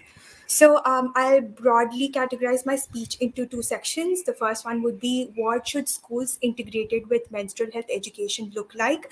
And the second one is how may this impact the lives of young refugee menstruators in India? So to begin with, why schools and not anywhere else? So, as you can see, around 71% of adolescents in India remain unaware of menstruation until they get their first period. And I'm sure if menstruation was openly discussed in our homes, the percentage would surely be lesser. Um, School is an inclusive space that brings students from different socio-economic, cultural backgrounds with varying belief systems together and enriches them with knowledge that's reliable. And there could be more better place than this to break the silence around menstruation. So, what should this safe space, which is not just about knowledge sharing but also about practical implementation, look like? Firstly, schools should work on gaining students' trust by providing them a judgment free environment for them to open up as well as listen. For this, schools may use trust building activities such as Magic Box, where students will be asked to put in all their inhibitions, shame, and prejudice associated with menstruation into an imaginary sort of a magic box and throw the same away before the session starts. Also, if the students are still hesitant to open up, group them into smaller circles with 5, 6 members in each group and give them prompts to discuss. Secondly, it is crucial to address the shame associated with body parts while discussing menstruation. This normalizes the natural bodily process of menstruation itself and reduces stigma. Schools should work on ensuring access to menstrual products and wash facilities in restrooms, and this particularly is very important. I also believe that promoting only a certain kind of menstrual product over others could be problematic. Instead, students should have access to different alternatives available and be taught about proper usage and disposal methods. And remember, sustainable menstruation is a personal choice. So ensure that everyone feels respected and supported in their choices, regardless of the type of product they prefer to use. If you're interested, you can definitely read this piece, Sustainable Menstruation is the Burden on Individual Menstruators Alone by Shivangi on Feminism in India. It's a great piece.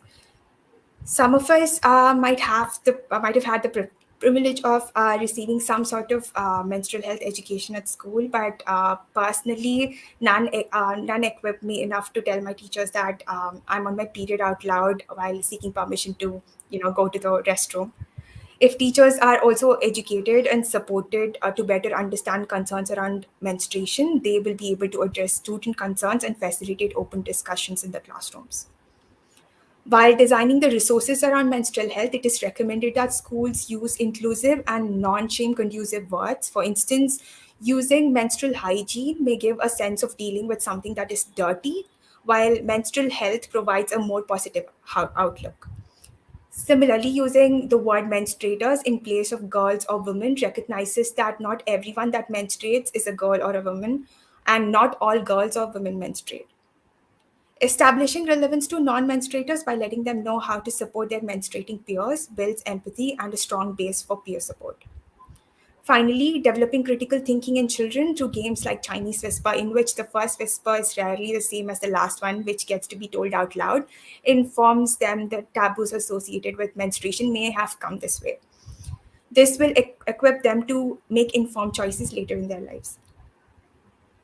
And to proceed with, while some students really want a break during periods, some cannot go to school because of lack of access to suitable period products and wash facilities at restrooms in schools. And it is important to address both. Students should be made aware of physical, mental, or emotional and sexual changes that they go through to better cope with the same. Let them know that this is a subjective experience by teaching them healthy variations. For instance, people have different sizes of breasts, and also teach them when to seek medical help. And this becomes highly important. Schools providing information about a balanced diet based on locally available stuff and extending need based nutritional support will contribute to overall menstrual well being. And before going into the impact of discussing like menstrual health in schools on refugees, it is critical to understand how menstrual experiences is different in the refugee context. So listen to the story. When Sarah starts menstruating in Egypt during the month-long journey, she had to use toilet paper, tissue, or anything to soak up the blood. She was preparing to make the journey across the Mediterranean from Europe to Italy and could not have access to sanitary products. And this is what she says. You're traveling in a small bag and empty bag because with you when you go to the boat, they ask you to make it lighter. And this is the kind of added stress and struggles menstruators who are refugees face in their perilous journeys. And if you're struggling to visualize the camp situation, please do watch this video, From Rags to Cups. The video primarily talks about how using menstrual cup transformed this particular group of refugees and their menstrual experiences. But remember, even with menstrual cups, access to wash is still crucial to escape infections. So watch this video just to understand the living conditions better. And now, do refugee children in India have access to educational institutions? Well, they should, but many of them do not, because India does not have a specific refugee law as such yet. This access is determined by where one takes refuge in India, as well as the refugee group one belongs to. For instance, while Rohingya children may have better access to education in Tamil Nadu, this might not be the same for Rohingyas in Delhi. And also, the access of educational institutions for Sri Lankan Tamil refugees in Tamil Nadu may not be like maybe more compared to Rohingyas in the same state. So that should be kept in mind. And while access to education in itself is a challenge, menstruation becomes an added burden for refugees. Integrating menstrual health education in schools may leave the following possible impacts that's been listed here. And it would be definitely great if refugees and the setting they live in is equipped with period-friendly facilities, but this would require really strong political will, and also might take us a lot of years to get there. But attempting to make schools period-friendly is a feasible approach to promoting refugee menstrual health in a way. This might indirectly push them to seek access to educational institutions, which will in turn open doors for various opportunities to rebuild their lives and contribute to the host countries as well. I hope I was able to provide some sort of light on menstruating in the refugee context in India. Thank you so much for this opportunity.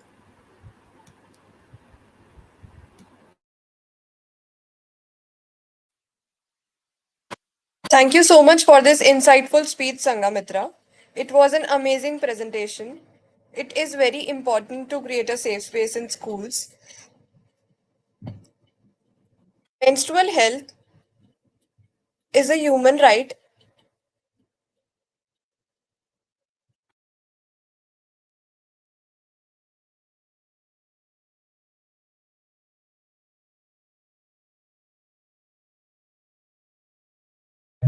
Arpita, you are on mute. Arpita, you are on mute.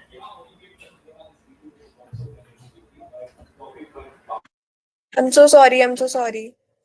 Empowerment during menstruation paves the way for equality, not just with gender, but across all social institutions.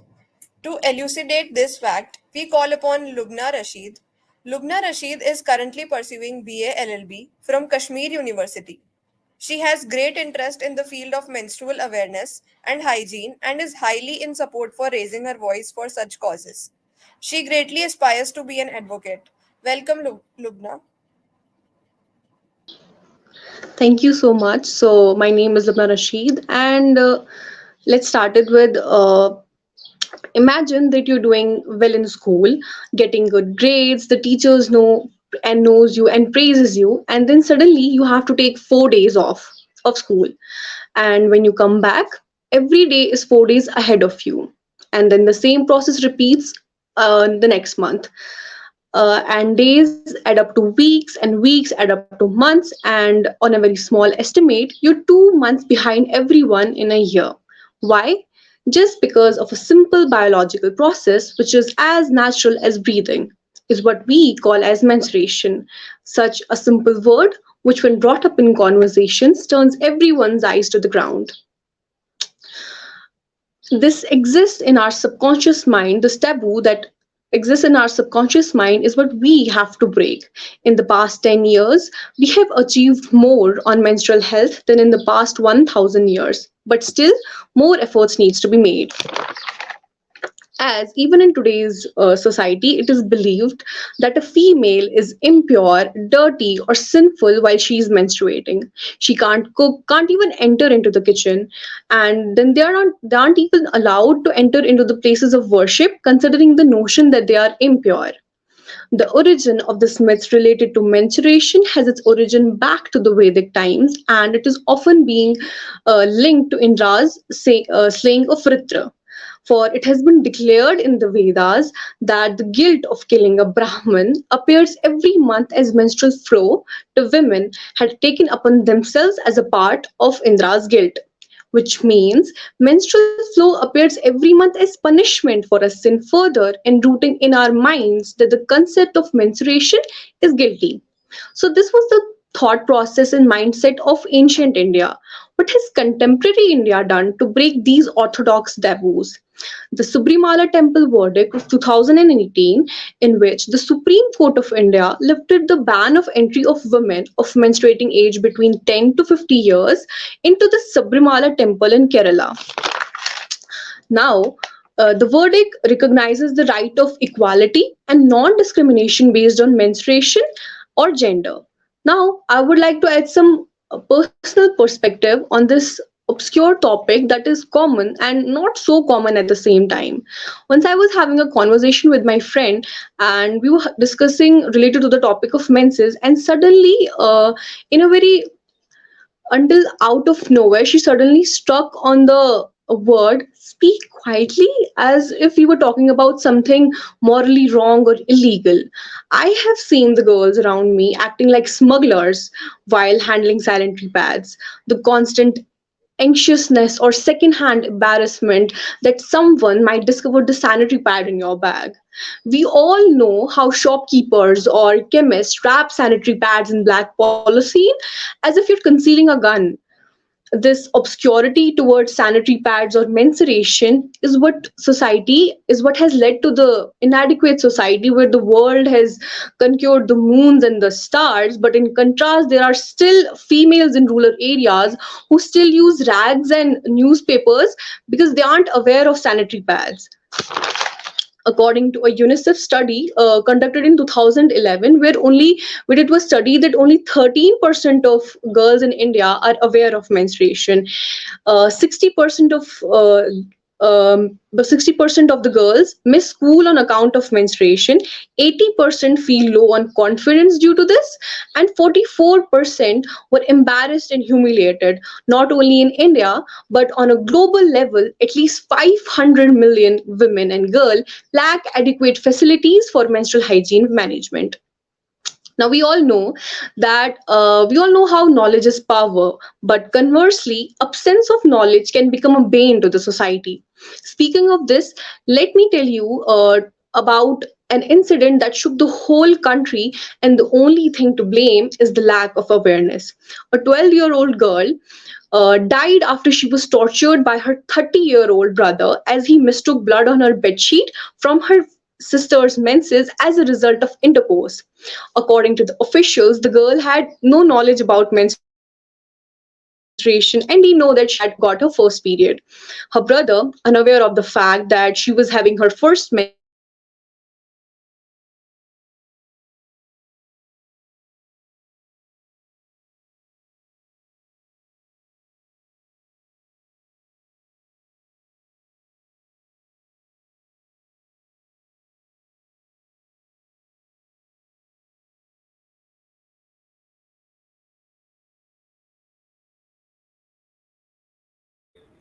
Now, Yugna, I guess there is a technical glitch at your part.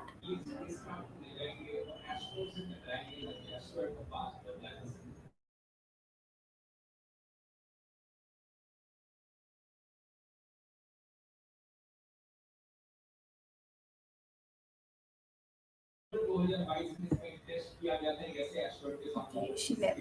Um, okay, our great thanks to Lugna for her inspiring insights. The way she described menstruation gracefully has really caught our attention. The daily life struggles or stigmas that she has mentioned is still a difficulty nowadays.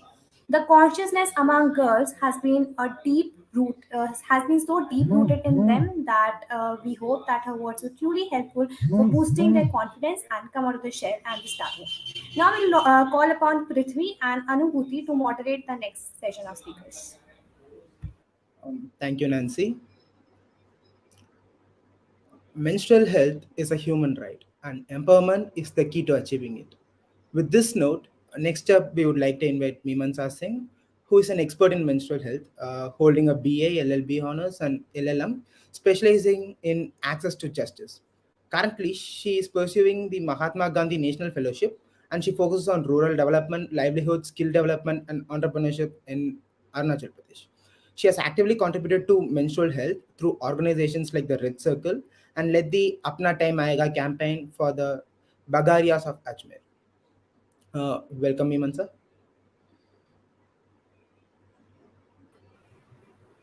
Hi, thank you, Prithvi, for that detailed introduction. I hope I am audible and my internet is fine. I am in Arunachal, so we face a lot of internet issues over here. However, at the onset, let me congratulate Sarkari School for this great initiative and also express my gratitude for inviting me over here today. To start with, on the topic for today, that is period perspectives amplifying youth voices. So my perspectives around period, or rather the entire menstrual cycle, is formed based on both my own experiences and experiences of students and youth ranging from various communities that I have worked with in the last 5 to 6 odd years. Growing up, I consider myself privileged enough to get period education by my mother well in advance to be prepared for my menarche. However, coming to the plight of schools, even though I studied in an all girls private institution, we had no special period education class. Our washrooms were in deplorable condition now that I look back at it in retrospect. And I used to miss school on the day of my periods to avoid going to the washroom. At the time, it was not perceived as something wherein my rights were getting affected or that it was a big deal. It was rather getting by every day kind of an attitude that I had back then. Upon coming to college, I interacted with more people, learned and unlearned things, and basically my new learnings led to me being a part of the red cycle. And whatever work I did in the area of menstrual health awareness and menstrual health rights under the red cycle. My initial experience over there consisted of interactions with school and college going students in Karnataka, Mumbai, Delhi, and majorly in Kerala. My discussions there were largely limited to the biological process of menstruation, period products, and social and cultural taboos and stigma between peers around menstruation, which after a point also became easy topics to delve into considering the familiarity I felt with the topics. It was after my interaction with communities from remote rural areas wherein I understood in detail about the multifaceted issue of menstrual health rights. So first, for the project Apna Time Aayega that Prithvi also mentioned in the introduction, I went to Kotri village in Ajmer and shortly after that to Beed district in Maharashtra. Both of these places I interacted with families belonging to denotified tribe Bagarias and migratory laborers respectively. So I tried to initiate conversations around their menstrual health issues, menstrual health rights, interacted with their children. And after the first few round of discussions, I faced somewhat of a mental shock. Adolescents over here did not have access to safe spaces, privacy, potable water at most times. And here we were talking about, period products and cultural stigma. Families in Kotri village rationed water for personal use, and sugarcane cutters in Beed district lived in makeshift thatched huts in agriculture fields with no access to clean water to clean themselves, toilets for half a year, every year. So this systematic marginalization of both communities led to inaccessibility of schools and safe spaces to get menstrual education, awareness, and the likes. Currently being posted in a remote district in Arunachal Pradesh, working on policy implementation, I've come face to face with a number of irregularities on ground. To give an example, East Kameng district, where I'm posted, is 4,000 odd square kilometers in area, and less than 5% area of the district, that is the district headquarters, has access to FMCG menstrual health products being sanitary towels. So the self-help group women over here identified this problem on their own and decided to manufacture their own products. And with the help of some governmental policies, after acquiring necessary trainings, undergoing necessary exposure visits, they set up a sanitary napkin unit for themselves. And the pads that they now manufacture are being distributed by Asha and Anganwadi workers, Gram Panchayat leaders across villages of different blocks and circles of the district. The pads are also being sourced by the education department, wherein it is kept in residential schools for menstruating students to make use of. Now, the efficacy of this initiative can be deliberated and discussed upon, but why am I sharing this with you all here is because we need such active participation from ground. And for that, we need not to solve the problems of the communities, but to provide them with the necessary platforms to come with their own solutions that they think are suitable for them. The game of public policy is the game of number, of data. And data pertaining to communities like DNTs, migratory workers, remote locations of Northeast India, and so on is not readily available. The data banks are either empty or skewed, and this is the data bank that we refer to for devising policies impacting scores of citizenry. In this game of numbers, we often tend to lose. So after interacting with all of these communities is when I understood the intersectionality of menstrual health with FNHW, labor rights, which I maybe would not have otherwise explored in detail. And this is also when I realized the issue lies in implementation of public policy, which we are here discussing today. These are the situations where it needs to be understood by policymakers, advocates, that one size fits all approach will not be successful and would not extract efficient results in a country as diverse as ours, especially with communities and regions that need more basically community driven solutions. We need a more customized and participative approach in our policy advocacy, formulation, and implementation for effective benefiting of the citizens. And with this, I'll not take much time and conclude. Thank you for being patient and listening to me. I extend my heartfelt appreciation to Mimansa for her exceptional seminar on empowering menstruation. Your insightful words shed light on an important and often overlooked topic, instilling confidence and knowledge among the attendees. Your passion and expertise were evident, and I am grateful for your valuable lesson and inspiration. Thank you for empowering us to embrace and celebrate menstruation with pride and dignity. Thank you so much. Em- Empowerment during periods starts with open conversation and understanding. This being interesting, we would like to welcome Jamila Lokhandwala next, who is the co-founder of RADA, a community space where people come together to converse on topics that polarize people or are not spoken about much, such as Farmers' Bill of 2022, sex education, how to be comfortable being alone, juggling with expectation, dealing with separation, and so on. Welcome, Jamila. Hi, Anupati. Thank you for the very warm welcome. Coming from a psychology background and hosting discussions for a lot of communities, we hear different perspectives from individuals. Today, here, I would like to share my perspective regarding menstruation and menstrual health. I'm a psychology student, and when I first got my period, thankfully for me, my mom had been very open about it. She helped me understand what it was, sat down with me, had a proper conversation, explained everything, asked me if I needed anything, any comfort, taught me how to wear a pad, and so on.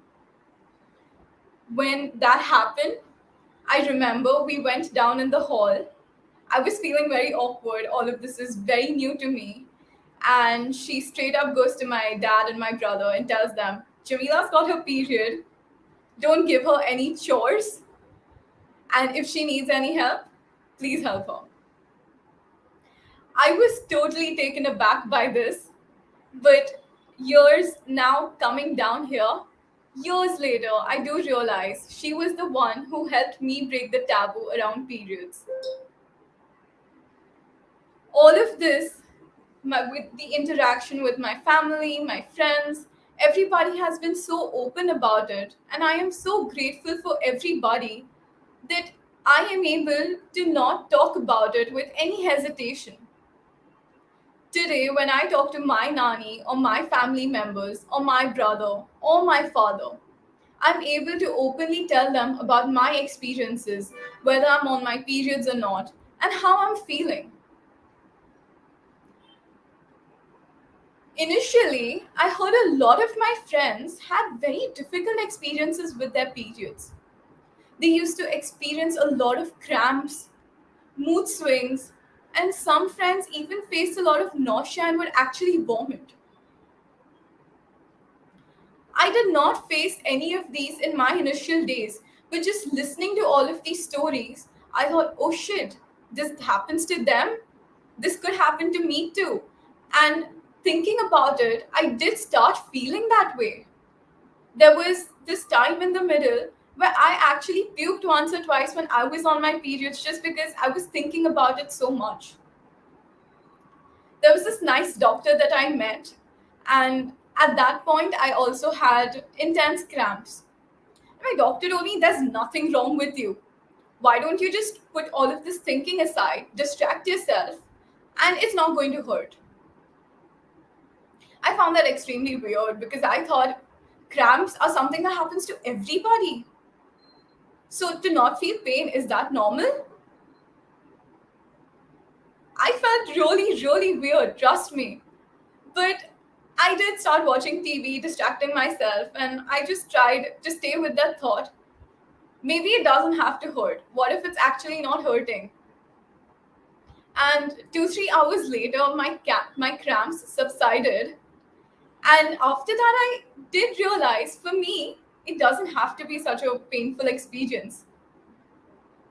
I didn't experience cramps, no nausea, a little mood swings here and there.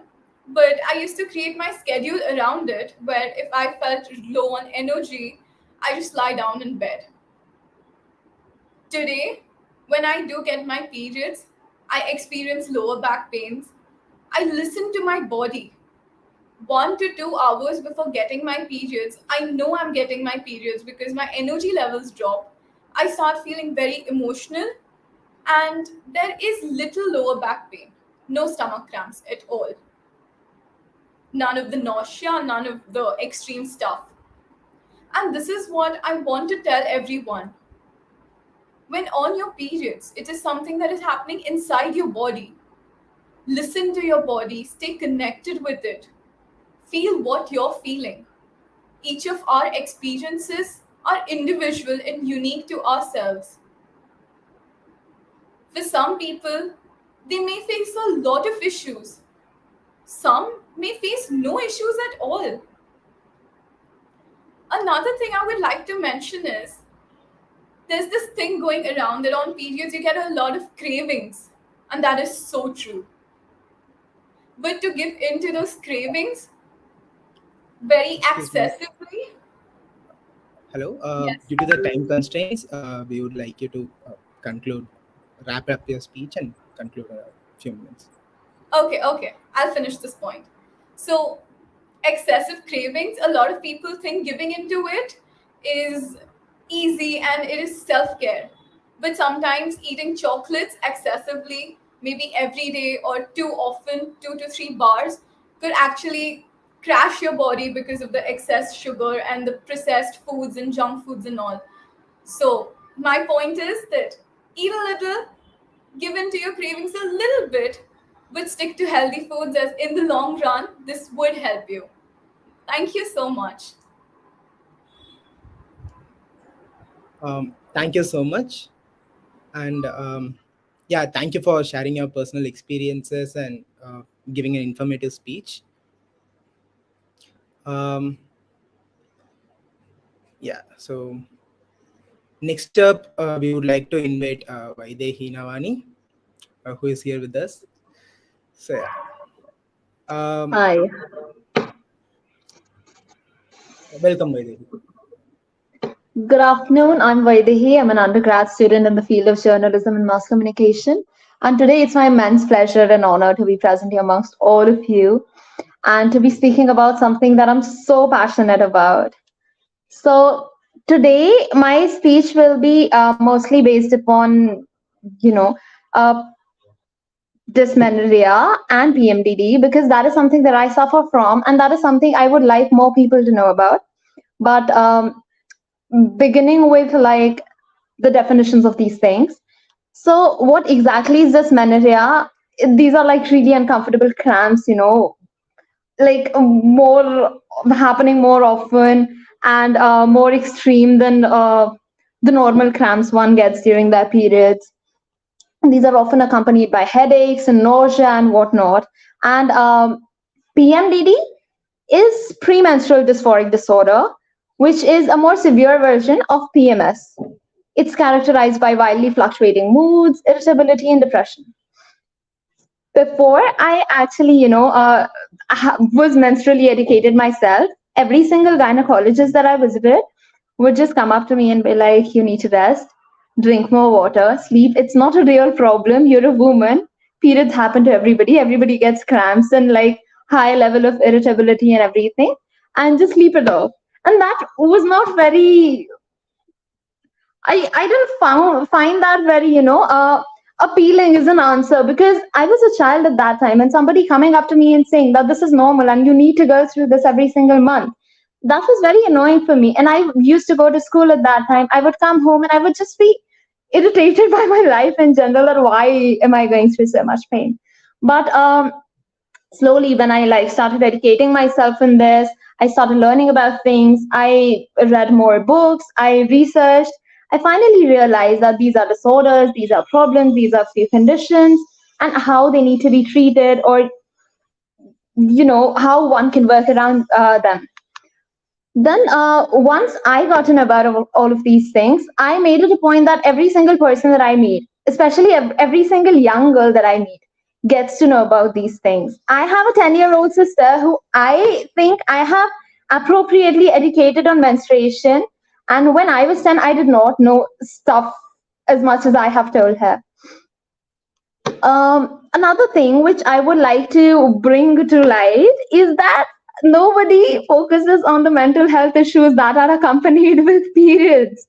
Like a woman during menstruation would be going through a truckload of things other than the depression and mood swings. Like I could look at an animal and feel annoyed by it. It's just existing in my periphery and I would be like, why is it there? So these are the kind of things that happen and nobody actually pays attention to it, which is again really annoying.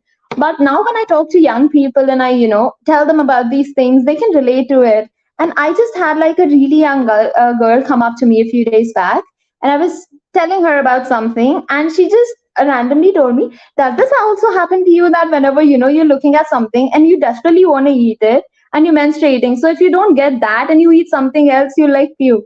Like, yes, yes, ma'am, you and me both. So it's really important to educate these young people. And I think school is one place, apart from your homes, some parents have been brought up this way that they do not feel comfortable in talking to their children about these things. But schools are a place which are, this library of knowledge. So every student should be educated on this and should be told about the basic things that are accompanied with menstruation and that a person is going to go through in their life once they start menstruating, because it is very confusing for a young girl to just get into menstruation and not know what is happening with her. It is also really important to teach these students about sustainable menstruation, sustainable products. What should they do? What they shouldn't do? What are the kind of products they should use? I have known people who had been using sanitary napkins and who did not know that they were alternatives, which would prevent the rashes, which would prevent, the swelling and stuff. And it is heartbreaking to see that these people are not only uneducated about menstruation, they're also very lost and confused. So again, it is a plea for all the educational institutions to, implement these measures, not only to teach students about these things, to also help them get through with it, to keep a few period products for emergency purposes, or for, students who for some reason cannot buy it. It's not always about affordability. It's also about sometimes when you're really young, your parents would not agree for you to change your brand of sanitary napkin because they would be like, maybe it's not safe. For example, before I started using a menstrual cup, my mother was scared to life. She was like, you cannot have that thing. It is scary. Once I started using it, it was simpler for me to explain the process to her, to tell her that it's safer, it's more sustainable. So these are the kind of things I believe that students should be taught in schools. And, the environment around them should be made safe for them to have conversations about menstruation freely, without hesitating, without feeling ashamed and embarrassed. I still do not understand the need for embarrassment when, one is talking about menstruation. The society will just look at you like you're talking about some aliens or something, and it's just the most normal thing. It's as normal as, I don't know, breathing, because it happens to more than half of the world's population at this point. Even animals are menstruating. So it is very important, at least for humans, to, be educated about it, to be able to learn about it, to be able to do things to prevent, something, a health condition coming up in future. Hello. I would just, yeah. We would like you to conclude the speech Yeah, because I of the am time. concluding. Sorry, I took too long. So, my conclusion is just that, people suffering from PCOD, PCOS, PMDD, dysmenorrhea, fibroids, first of all, parents, please get your young girls checked. Go accompany them to the gynecologist, make it a safe space so that they can discuss their problems, and the gynecologists or the doctors take the problem seriously. And all the educational institutions, please educate your girls regarding menstruation, the conditions, complications, and problems accompanied with menstruation, and just make it a safe space for everybody to, uh, live carefree lives regardless of how their periods are doing at that time. Thank you so much. I wanted to express my deepest gratitude to Vadahi for her exceptional speech on empowering women and telling us about menstruation, what challenges women face. Despite facing personal challenges, your determination to educate others and break the stigma surrounding menstruation is truly commendable. Your speech was not only informative but also inspiring, leaving a lasting impact on all the attendees. Thank you for being a beacon of empowerment and for your relentless efforts to create a more inclusive and understanding society. Thank you so much, Vadi. Let's turn menstruation into a catalyst for social change and progress. And as a part of this social change, we would like to invite Reshma, who's a dedicated professor of English literature renowned for her passion and expertise in the field. Alongside her academic pursuits, she channels her creativity through writing and art. Her blog serves as platform where she shares her profound insights and thoughts. Hi, good afternoon, everyone. Um, I guess I can start. So, I'm Reshma. I'm assistant professor of English literature here in Coimbatore, in Tamil Nadu. And it's very amazing to hear such loud voices on topics like that are very hushed in our society, not just in our society, in a global level itself. We have moved on to the 21st century, and still a common bodily process is still regarded as a taboo and overlooked too. While there are multiple aspects that we could talk about when it comes to menstrual cycles, I like to focus on mental health as what you talked about. So it's all about mental health during our menstrual cycle.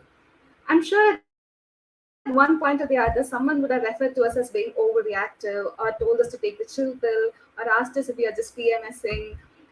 These are people with little to zero knowledge about the body working, how a body works during the menstrual cycle, and this is one of the reasons we need a talk like this, a discussion like this, so that people know this, these are common stuff that happens.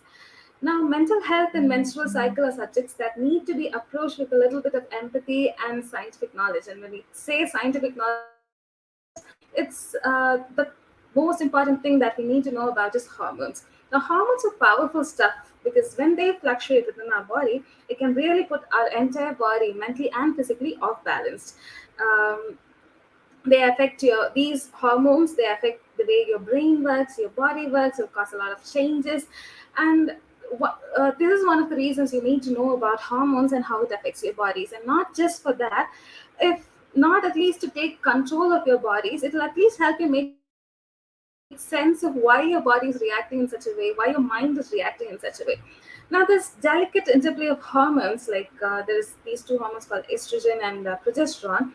When they fluctuate, they directly affect the production and regulation of two other hormones called the serotonin and dopamine.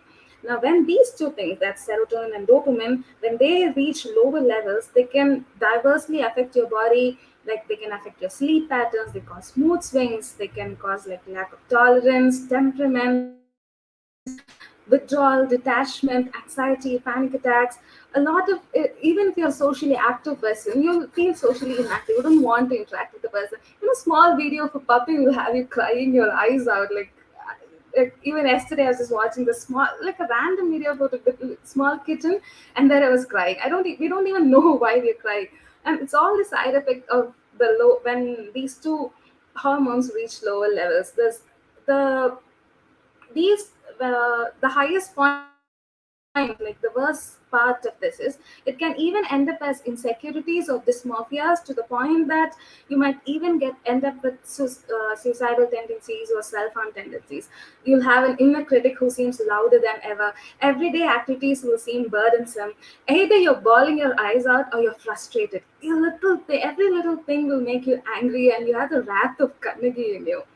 Now, all these are emotions. If you think, you'll realize that all these are also emotions that you undergo before or during your menstrual cycles. And you may wonder why I'm pointing all these out. Well, the thing is, now you know. When you suddenly feel angry, or when you're suddenly feeling a deep hatred for yourself, or you're feeling very panicky for no reason, it's just hormonal changes. It's just hormones puppeteering your mind and body.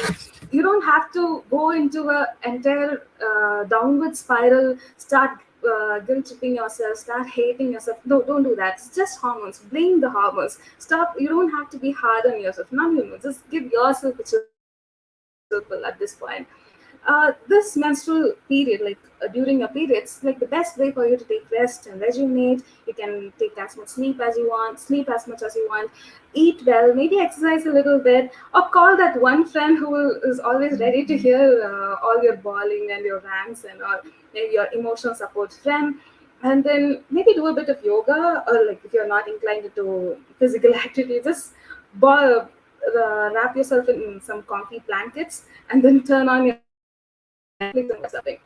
Now, as I say all this, I can almost feel the women like watching this discussion, giving me the bombastic side eye, because you, I can hear your mind voices. You're probably wondering how you could afford to take a rest at the cost of an LOP or like an attendance lag. Now, that's when leaves come into this talk. Menstrual leaves are something that I want to like I want everyone to talk about it. Like it's a leave where offices or schools are like it's given to women every month. Like they can take a day off every month during their menstrual cycles so that they can rest and refresh themselves and everything. As a student, I've always found it very difficult, very frustrating to call my class teacher and tell him that I want to take a day off because I'm not feeling well and it's because of my periods. I have chums and I have cramps. But there's another thing that we need to change. Calling menstrual cycles with such cute names like chums and periods and all. We can't tell them that we're bleeding between our legs and we need our rest, and there's a lot of things changing in our bodies and we need our rest. They are supposed to give it to us. It's like a general thing that happens. It's like our right. The rest is our right that we need. There are countries like Spain, Japan, and Korea that actually offer menstrual leaves. Um, I'll definitely, like, the day I celebrate Women's Day will be the day when menstrual leaves become mandatory in companies and institutions and all. I know I digressed from the point, but I hope you got the gist of my speech.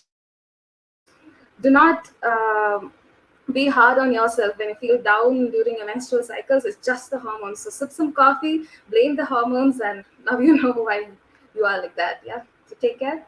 Have a nice day. Thank you.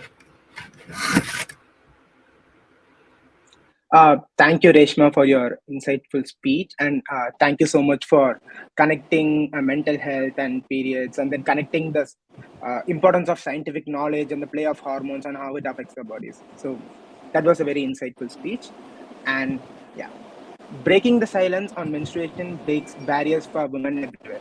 On that note, we would like to welcome Anisha Roy, the Director of Communications at the Period Society, who plays a pivotal role in heading engagement, social media, and organizing educational sessions on inclusive menstrual spaces and menstrual health.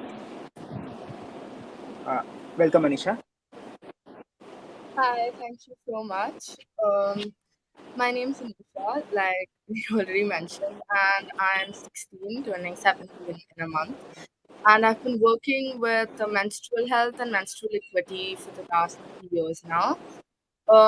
I work with an organization called the Period Society, which basically works with underprivileged communities in India, where we provide them with free educational sessions on menstrual health and menstrual hygiene, along with free period products. Our biggest focus is sustainability with the work that we do, which is something I'm definitely going to emphasize upon in my talk today. Um, so I worked with about 1,000 menstruators across various different communities in Mumbai, and in fact, I've even worked with communities in Kolkata, and we have chapters of our organization in over 30 different states across India.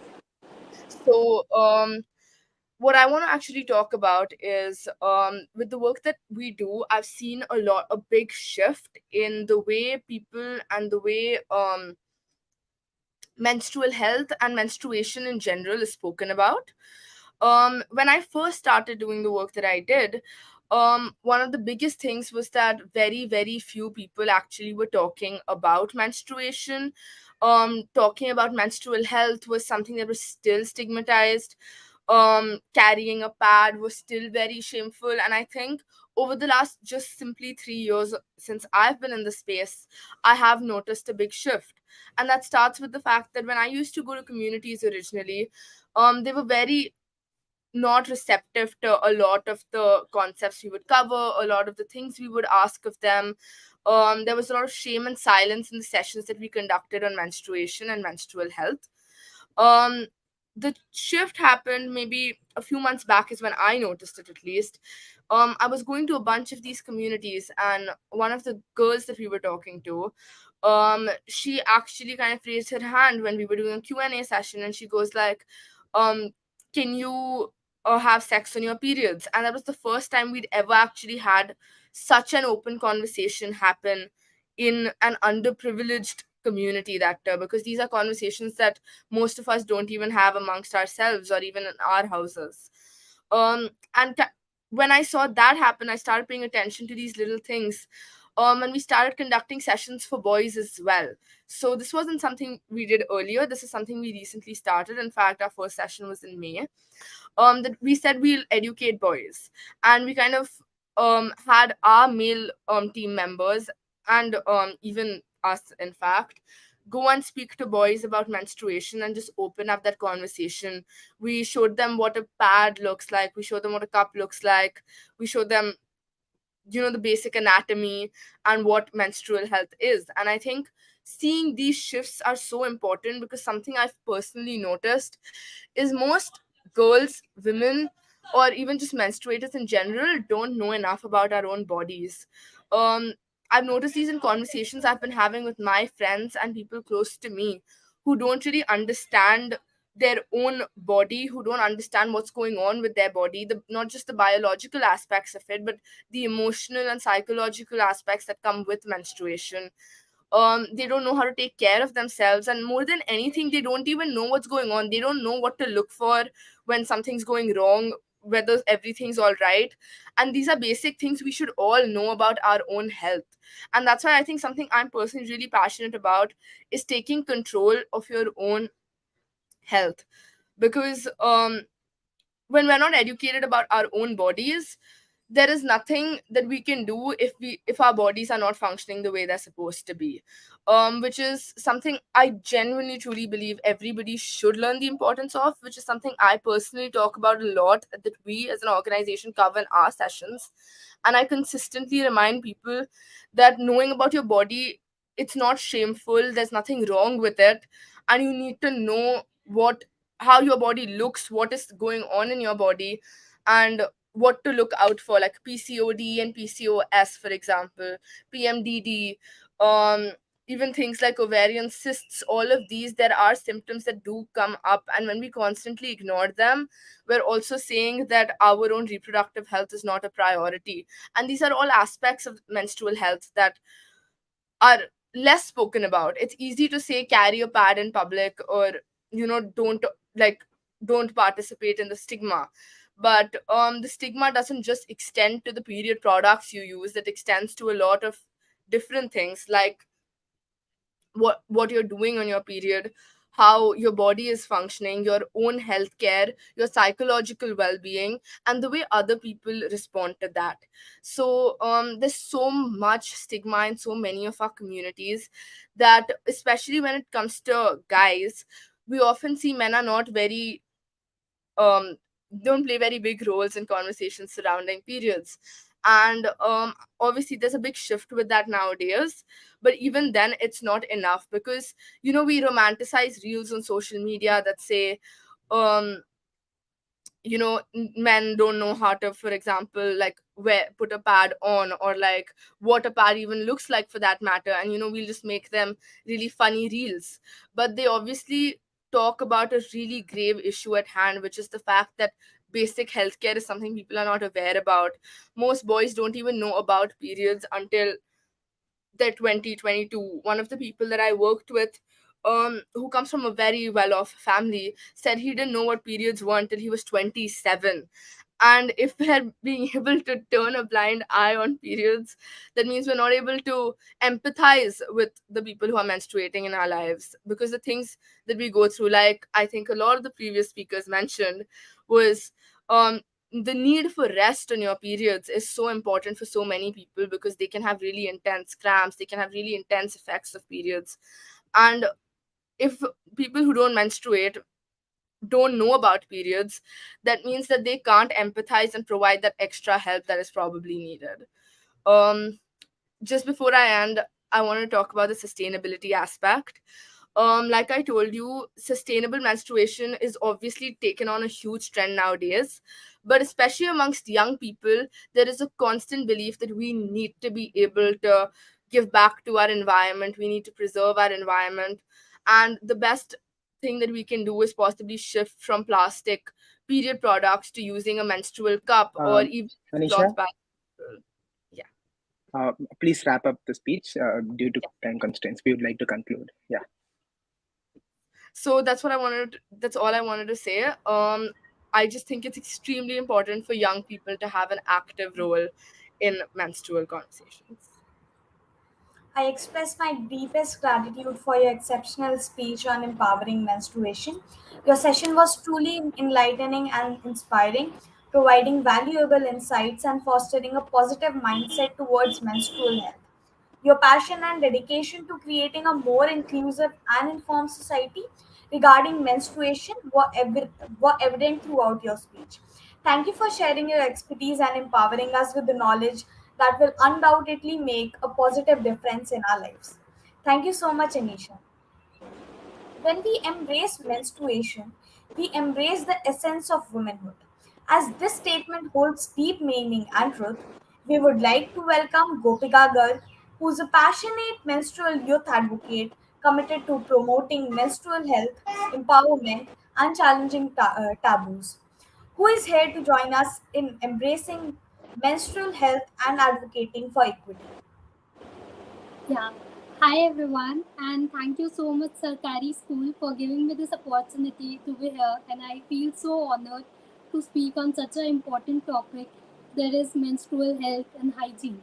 So I bring you all my personal experience with periods when I got my periods for the very first time, I was never aware about such thing, that okay, periods do exist.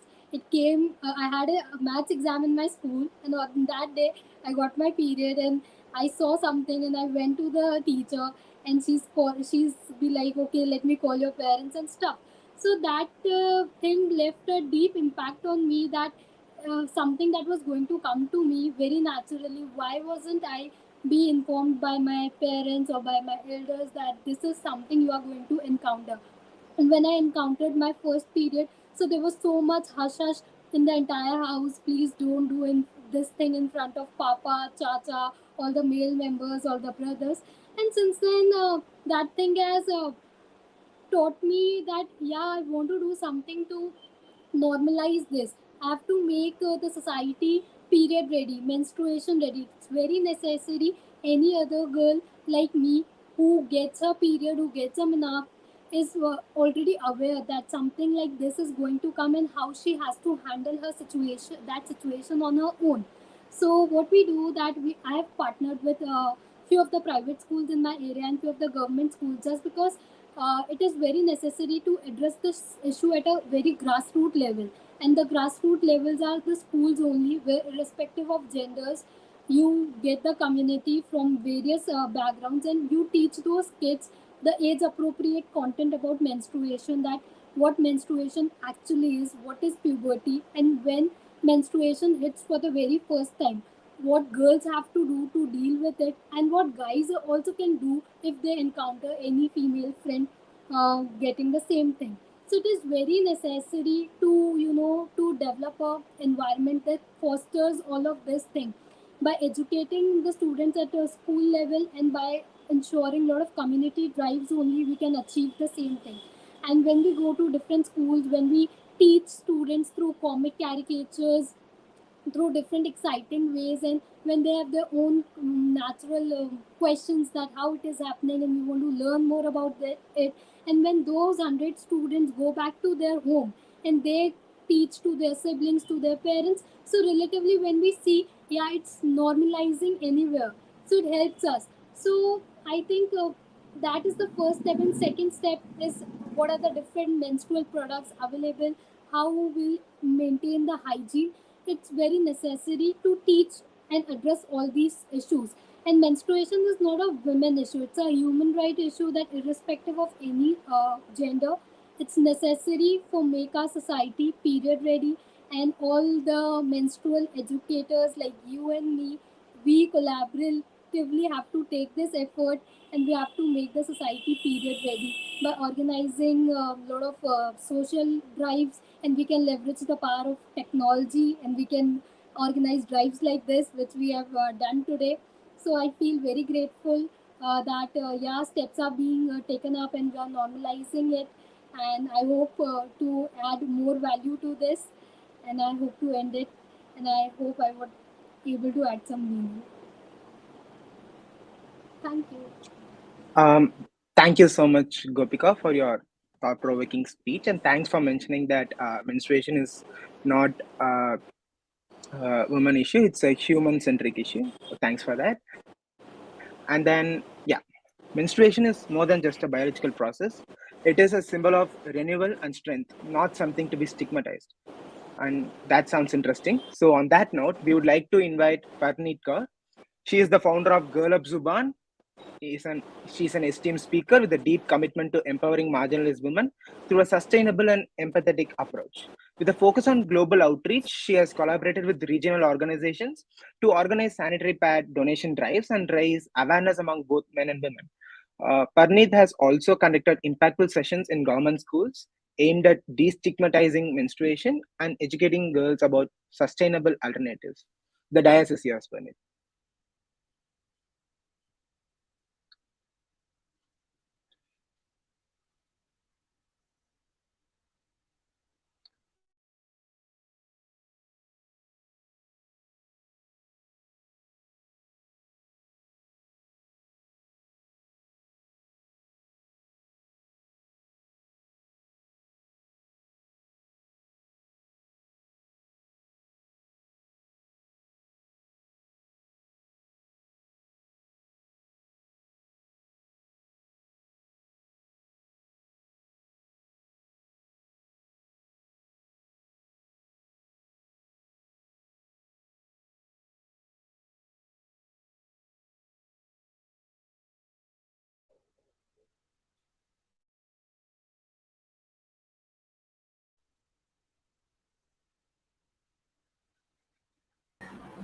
Welcome, Parneet. Greetings, You everyone. are ready to go.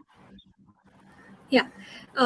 It's a pleasure being part of such a wonderful confluence of great minds from across India. It's truly path-breaking to have this conversation with experts from, experts who are championing the cause of menstruation in India. I've been truly inspired by these dialogues. And, as the founder of GirlUp Zubaan, I truly believe that we cannot impose our solutions on the people we are trying to serve. We have to listen to them first. So, as the first step and as the goal of GirlUp Zubaan, we believe that we have to first pass the mic to the stakeholders. And we should not even consider them as stakeholders, but as right holders. And when we talk about menstruation, it is, as many of you have already mentioned, it's a human rights issue. And hence, even talking about it and even having conversations about it and providing access to menstrual products becomes not something which is a want but a need. It is the need of the society and need of the hour to fulfill that gap, fulfill that need. Going beyond, I think, like I said, that we have to pass the mic to those we are trying to serve. In that spirit, I believe that before we start having this conversation about menstruation in India, we have to start with decolonizing menstrual perspectives. So before we destigmatize menstruation, we should start decolonizing the conversation around it. We should start including the indigenous practices, the ancient wisdom that our mothers and grandmothers have had for so long. And we have to incorporate that in our conversation. That is where it all begins. That is where we truly start to empower, as is the motto, as is the theme of the conversation, which is to empower, empower periods. And that begins when you start giving the power to those who have held the traditional knowledge for centuries. And that is where the revolution in India begins. So, I would like to narrate a very beautiful experience, a very spiritual experience that has changed my outlook on how I looked at menstruation. Earlier, I used to succumb to the Western pressure. I used to succumb to the Western idea of propagating information about menstruation. But I went to Kamakhya Devi temple as during the Y20 inception meeting. So I had the pleasure of visiting Kamakhya Devi temple. I was dressed in a sari, the traditional attire, and I am not a very religious person per se, but this experience was the most transformative for me as a woman. I went inside the temple, and what I witnessed is one of the most beautiful things a woman can experience: the power of menstruation. I went there and I was shook that in India we have been worshipping the goddess of fertility and menstruation for years, for centuries. And we go to the West to seek inspiration. We call our traditional culture regressive, not realizing that we have a culture of respect, of worshipping the women, the girls who menstruate. It is in India. And Kamakhya Devi temple is just one example of it. They just recently celebrated the Ambuvachi festival, which is when the Devi menstruates. It is believed that the Devi menstruates, and everyone just takes a day off. Every person in the vicinity in Assam, Guwahati, they take the day off. And we have been calling out that women, now the West has started again bringing out the concept of menstrual leave. This is something that has already been part of our culture, which has been implemented in not very good ways. The kind in which women have been secluded, I understand that the way these things have been implemented, they do not really focus on the dignity of the woman. But it is time for us to take into consideration that our culture is a scientific treasure trove, something that the West cannot even comprehend, and something that we really need to include in the discourse. And once you start having these conversations with the rural women, you know and you start acknowledging their practices, and start evaluating rather than imposing the solutions, you will realize that their practices and their practices are so much in sync with Mother Earth. I'm also a sustainability advocate. And when we use plastic sanitary napkins, right, what happens? We are also deteriorating the health of Mother Earth. But when you talk to these women, you learn the power of coexistence with nature. That has been something very intrinsic to our culture. And I believe that menstruation is a gift that is to be celebrated. It is not a curse that you should stop with a pill. It is not a curse. It is something that every woman should enjoy because it is truly the manifestation of a femininity. And that is how we have to teach women that it is our superpower indeed. It is the gift that keeps on giving. It is the gift that brings life onto earth. And I think that is where the conversation should begin. We have to start linking with menstruation, with the beautiful power it holds of life. And that is how we are going to demystify the idea that it is impure. It is not impure. Our own culture teaches us that we have a goddess dedicated to menstruation. She is worshipped. The entire town bows down to her. And the most interesting part of the Ambuvachi festival that I just mentioned is that uh, it's mostly the men who are who come who form majority of the devotees of Ma Kamakhya. So isn't it ironic that we have something so beautiful happening in our country and we are not using that to inform menstrual policy, menstrual attitudes. And when we talk about the children, the girls in rural areas, and the people who join these schools, we realize that they mostly come from the rural backgrounds, right? They come from backgrounds where religion is the main. The religion is something that is really, main. It is the foundation stone of family. So why not start there? Why not start religion as a revolutionary force? You know, of informing dialogue and informing attitudes around menstruation. So, this is what I wanted to share. And I would love to leave this conversation with just one thought. Listen to the women, listen to the wisdom. The answers lie in the intuition. It is in her intuition that most of the answers lie. So, it has been such a pleasure to be part of this conversation. Thank you so much, Sarkari School, for having me. I express my heartfelt appreciation to Parneet for her exceptional speech on empowering menstruation. Your session was truly enlightening and inspiring, providing valuable insights and fostering a positive mindset towards menstrual health. Your commitment towards empowering marginalized women through sustainable and empathetic approaches is truly commendable. The work that you have done, such as organizing sanitary pad donation drives and conducting impactful sessions in government schools, etc., has had a profound impact on destigmatization of menstruation and educating girls about sustainable and alternatives. And I really appreciate the example of Kamakya Devi. I myself have visited there once. So thank you so much, Parneet. With that, we would like to thank all our speakers for their awe-inspiring speeches during the Youth Summit.